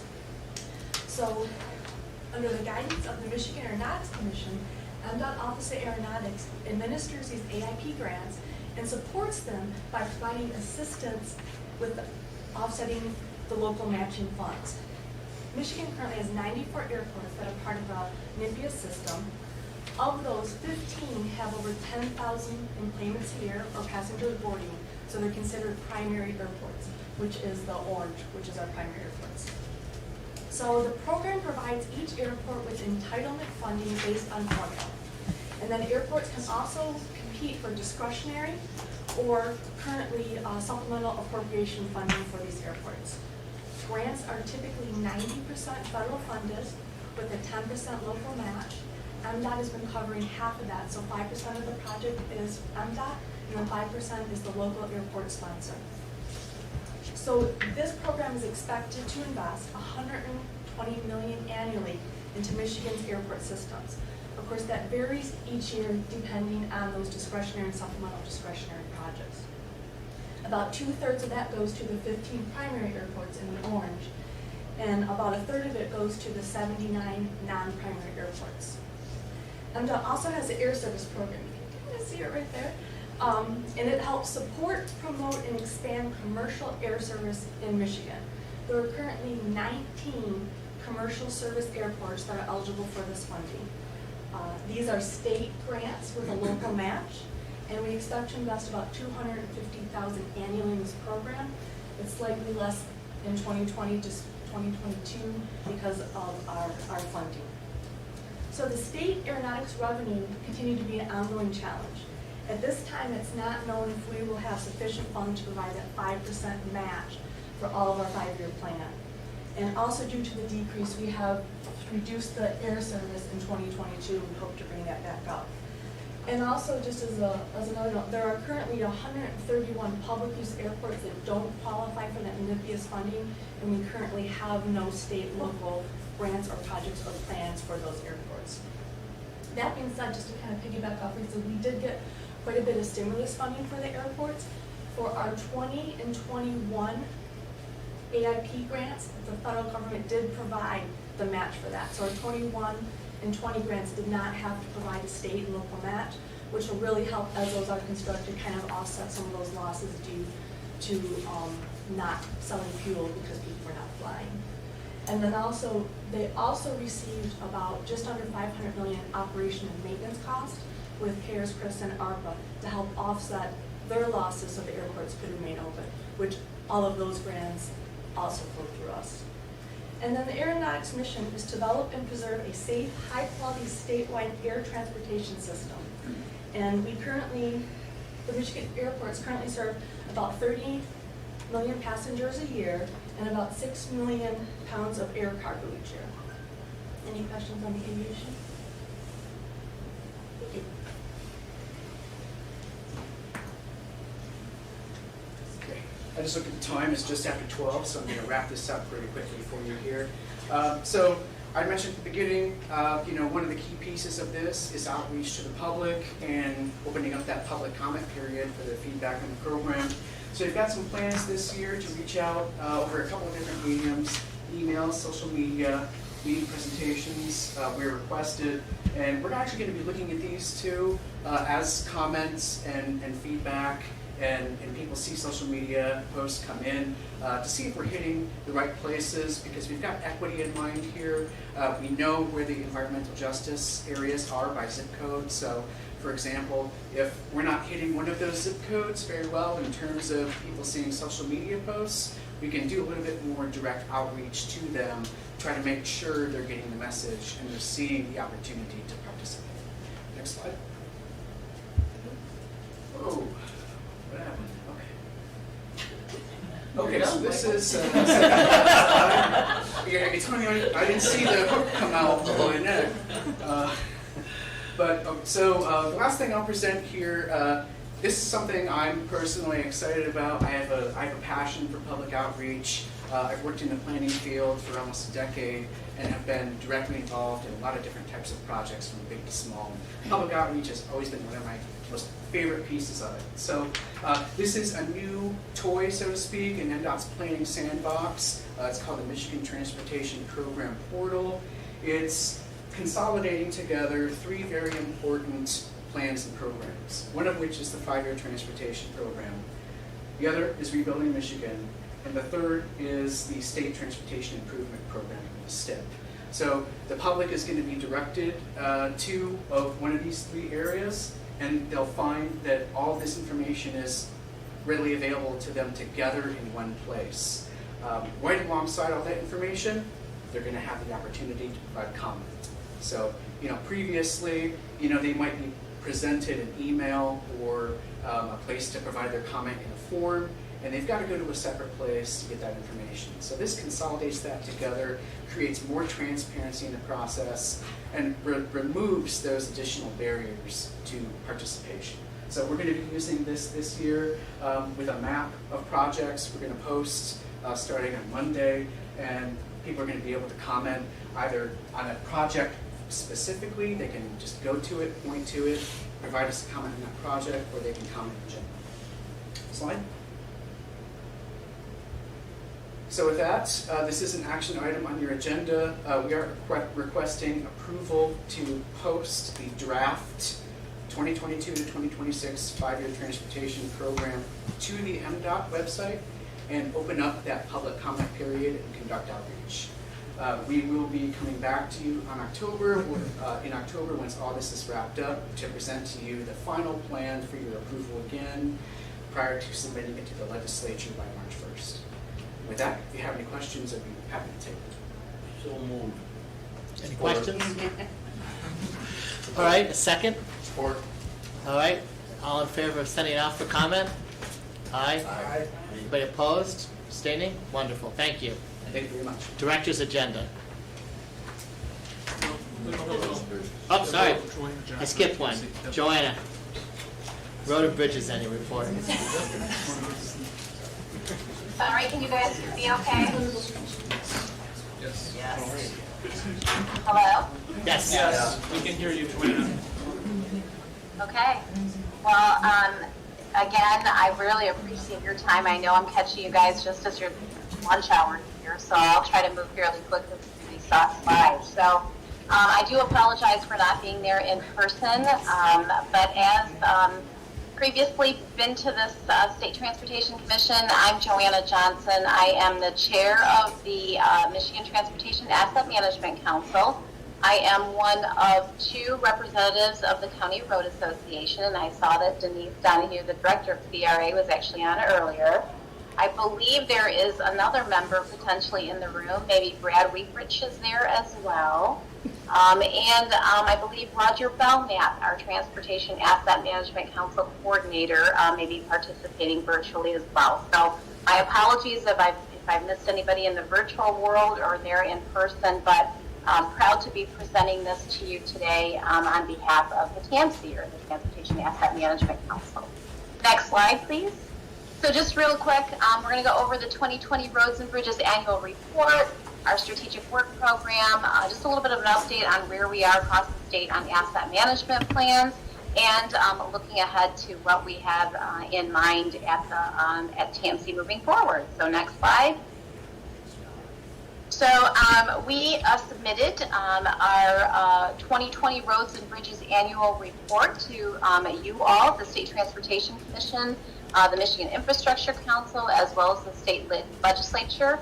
It's due annually by May 2nd. We did submit it on April 28th of 2021. It is a total of 30 pages, and I believe hard copies have either been made available to you or certainly can be provided. So those are there. We're very proud of that report. I want to thank our whole team at TAMC who worked on putting this together. And I'll just go over just a couple key highlights from it. Next slide, please. So as already mentioned by a variety of other presenters, certainly the COVID-19 impacted the work of the TAMC as well. So we had to develop a new statewide 2020 road condition and forecast. So there were no federal aid surface data condition collected in 2020. So we worked with our partners at the Michigan Department of Transportation and developed an estimate for statewide 2020 as terms of condition data. So that's what's incorporated in the report. There are no individual county or city data for 2020 available to us. But we worked really hard with our transportation agencies, still looking at creating average costs for different types of projects. And in 2020, certainly the TAMC also had a variety of canceled events. But it's always kind of interesting. We did hold a virtual conference, and we had the highest attendance to any conference that we have previously developed in our program history. So we'll call that a positive in 2020. And of course, there were others as well. Next slide. Just kind of briefly talk about that, about the road condition summary and forecast that I mentioned earlier, which was estimated. So if you go to the next slide, it talks about the federal aid. Again, those are roads that are eligible for federal aid pavement dollars and funding. And looking at our estimated, and again, this is based on 2018 and 2019 federal aid previously collected citizens, we provided an estimate as to what we think 2020 may have looked like should we have been able to have collected data. So, a little sort of positive picture. We did have a slight 1% uptick in good roads, but roads in poor condition increased by 3%, and we're still seeing that additional roads moving to the fair condition as well. But again, the factors that we used in our estimation included expected revenue, deterioration rates of previously collected segments of road, and construction costs moving forward. So this is just a snapshot of what that looks like on a statewide basis for all of our roads eligible for federal aid funding. Next slide. Just another graphic. Again, I'm sure all of us here in the room, both virtually and in person, know that roads that are rated from 8 to 10 are good, 5 to 7 are poor, and 1 to 4 are in poor condition. Once again, you see that small uptick going back to 2011. If you look at that in terms of the chart of the roads that are in good condition, we are all making investments on that road network, but we continue to lose ground on fair, and roads continue to move into the poor category. But again, this is an estimate, and we anticipate here in 2021 to actually collect all of the segments of road on the federal aid network across the state. So we're going to try to collect everything that we would have collected in 2020, as well as what we would have collected in 2021. So a shout out to all of our partnering agencies for getting that done on behalf of the TAMCs, so that we'll have a different vantage point as we look at the 2021 data moving forward. Next slide. So you were often asked about, what is that condition, or what might it look like moving forward? This graphic takes us from 2010 all the way to 2032. Does not go as far as like the 2045 plan, but kind of gives us a forecast moving forward. You can see with the asterisk that is our 2020 estimated year. There are some investments, whether it be from the state-led transportation package that went into effect in 2017, or other avenues, some of which you've already heard presented. There is a potential room for growth in the good category, but again, our roads continue to deteriorate, and you can see we're still losing ground in the poor category. Next slide. So the non-federal aid pavement condition, these are roads that are not eligible for federal funding. Typically, these are the roads that take you home, or rural back roads, typically not primary roads within the state. You can see that some of the data collected in 2018 and 2020, if you look at the graphic there of the state of what counties collected non-federal aid, data collection, and not all counties, cities, and villages collect this data, so it's not a requirement as of right now from the Transportation Asset Management Council. But looking at what potentially would have been, or for the non-federal aid system, we have 50% of those roads in poor condition, so additional investment is needed on the non-federal aid system. Next slide. There's been an awful lot of discussion on bridges, whether it be through a bridge bundling program that we're have here in the state, and other efforts, maybe even in terms of future funding. But the next slide is just going to talk a little bit about what does that look like statewide. So we can go to the next slide. And this is a critical area. You can see that from our statewide bridge condition, again, this is all bridges. We are losing ground in those in the good category. This was an area in terms of our bridges that did not have additional investment with the transportation package went into effect in 2017. So this is an area where we're trying to get creative, I know, statewide. The department has worked with even the local entities on bridge bundling. but we still have a long way to go in terms of our statewide bridge conditions. You can see that in the next slide as well, where we have a comparison of the trunk line system as well as the local agency bridge condition for 2020. So in this particular case, you know, we do have roads that bridges that are in severe condition. There is investment that has been made, but additional work is yet to come and needed, on our bridge network. Next slide. Very similar to roads and our forecasting. This takes a similar look from 2010 all the way to 2032. You can see our 2021 notation there. This looks a little grim when we start looking at bridges and the forecasting of those that are in good condition. We are working and continue to work statewide on the mix of fixes even for our bridges and preventative maintenance type applications to help move those roads that, those bridges that are in fair condition, hopefully to a more sustainable, good area. But again, a lot more ground needed on the bridge condition moving forward.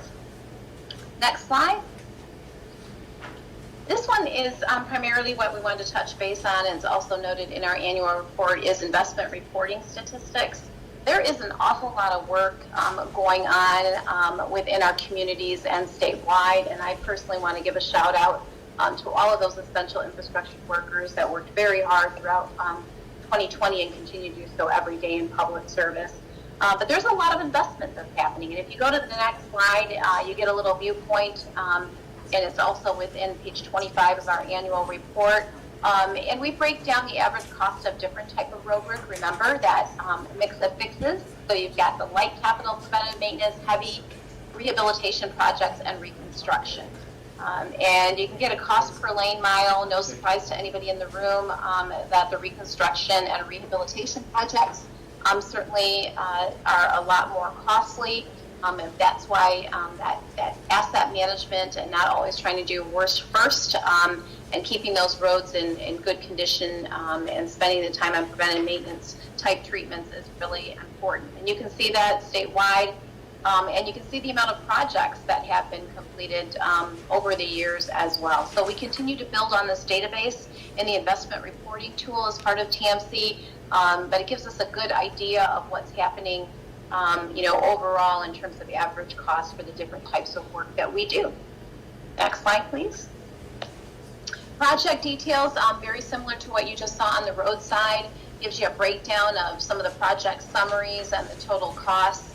There are a lot of bridges that are large bridges that needed to be replaced, and they obviously have a lot of additional lanes. They carry heavy commercial traffic, so the costs of those types of replacements are larger than, of course, some of the more rural or local systems.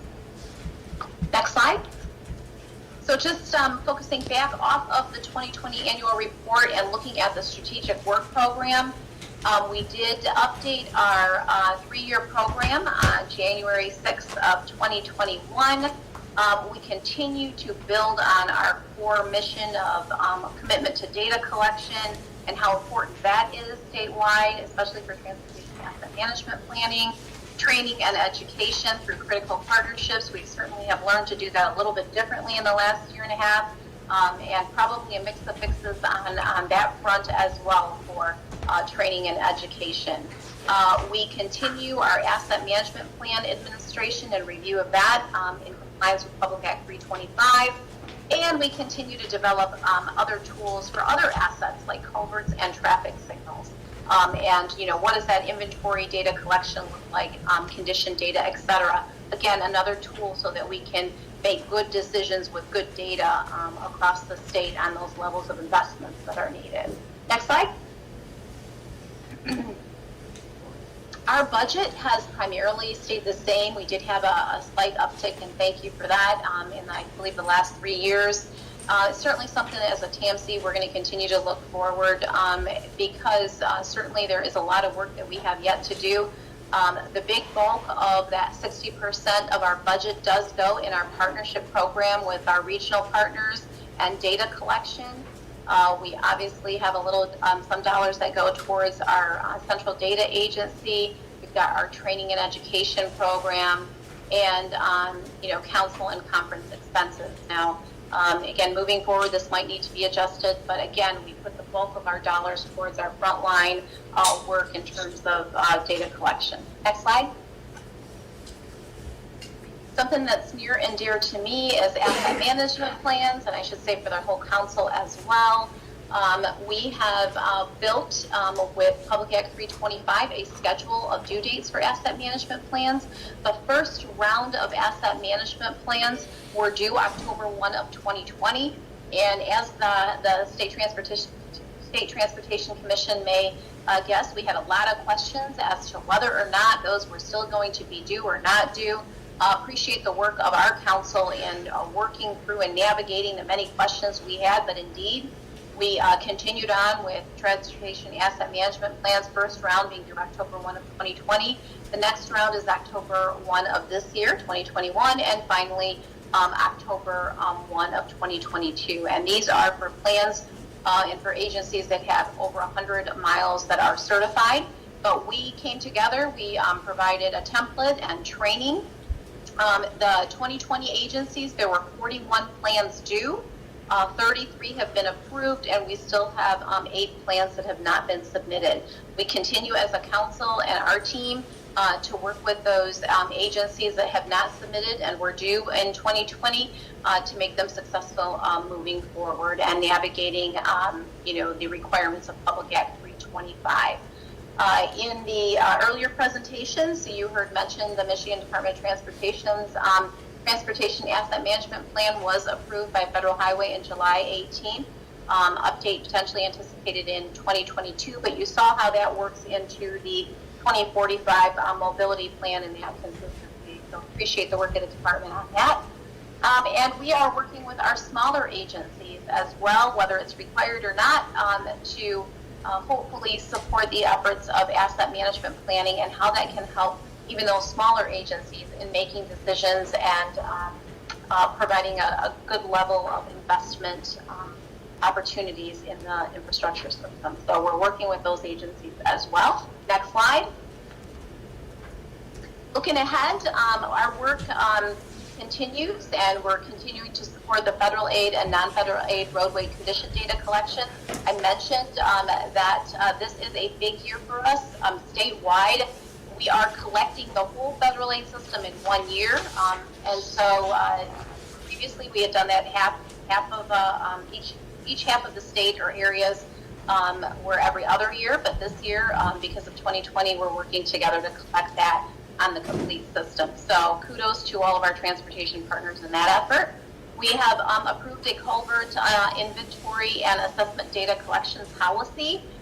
We're working on the guidelines. We'll call it the PASER, the Pavement Surface and Evaluation Condition for Culverts, a similar effort of if you're looking at a culvert, how do you assess its condition? And so we're working on a guide for that and then training to begin this fall. You might recall we did have a pilot on culverts and data collection and inventory and data collection in 2018, so this is just moving that forward statewide. So we're really excited about that. I know there's a lot of agencies that have been waiting for this to come out. There are an awful lot of culverts across the state, and a lot of work that we can't take lightly in terms of that data collection and then maintaining it. A lot of training workshops. I won't go over all of them. If to the State Transportation Commission and maybe others, if you'd like us to bring these to your community, we will do that. We certainly will do all that we can to support our training and workshops. Next slide. So fall of 21, this year, we plan to continue our work in conference in partnership with the Federal Highway Administration. We resume our Transportation Asset Management Council Awards program. So there is a lot of great work going on in our communities on asset management, and this gives us a chance to recognize both organizations and individuals. And finally, I am so proud to be part of this council. That next year we will be celebrating our 20 years of existence of the Transportation Asset Management Council. I think you can see across all of our infrastructure assets We are certainly advanced, both statewide, I think, and nationally in these efforts, but we've been doing this for 20 years. So what a great way next year for us to celebrate asset management and the work of all of our partners in celebrating our 20 years. So just really appreciate the opportunity that CRA gives me to be part of this council. And if you go to the next slide, I think I know Brad's in the room there, but there are a great group of folks that come together from all of our different partner agencies across the state. Each one of these folks have great talents and provide great feedback and bring that back to their jurisdictions as well. So just really appreciate the work of the full council, all of the representing agencies, and all of our transportation partners across the state. So with that, I know I'm running long here and I apologize. I'm happy to take any questions, and thank you again for the opportunity to present this to the State Transportation Commission. Any questions? Thank you, Joanna. Patrick, take us home. All right, thank you. 2 quick items, informational only, no need for any votes. The July 8th, 2021 Director's Agenda has 3 items on it. One is for the participation for a local agency preliminary engineering contract. Another is for a memo of understanding between MDOT and the Wayne County Airport Authority to inventory, inspect, and evaluate the Wayne County Airport Authority highway tunnels. And the third is for a passenger transportation contract amendment for Section 5311 operating assistance between MDOT and the City of Buchanan.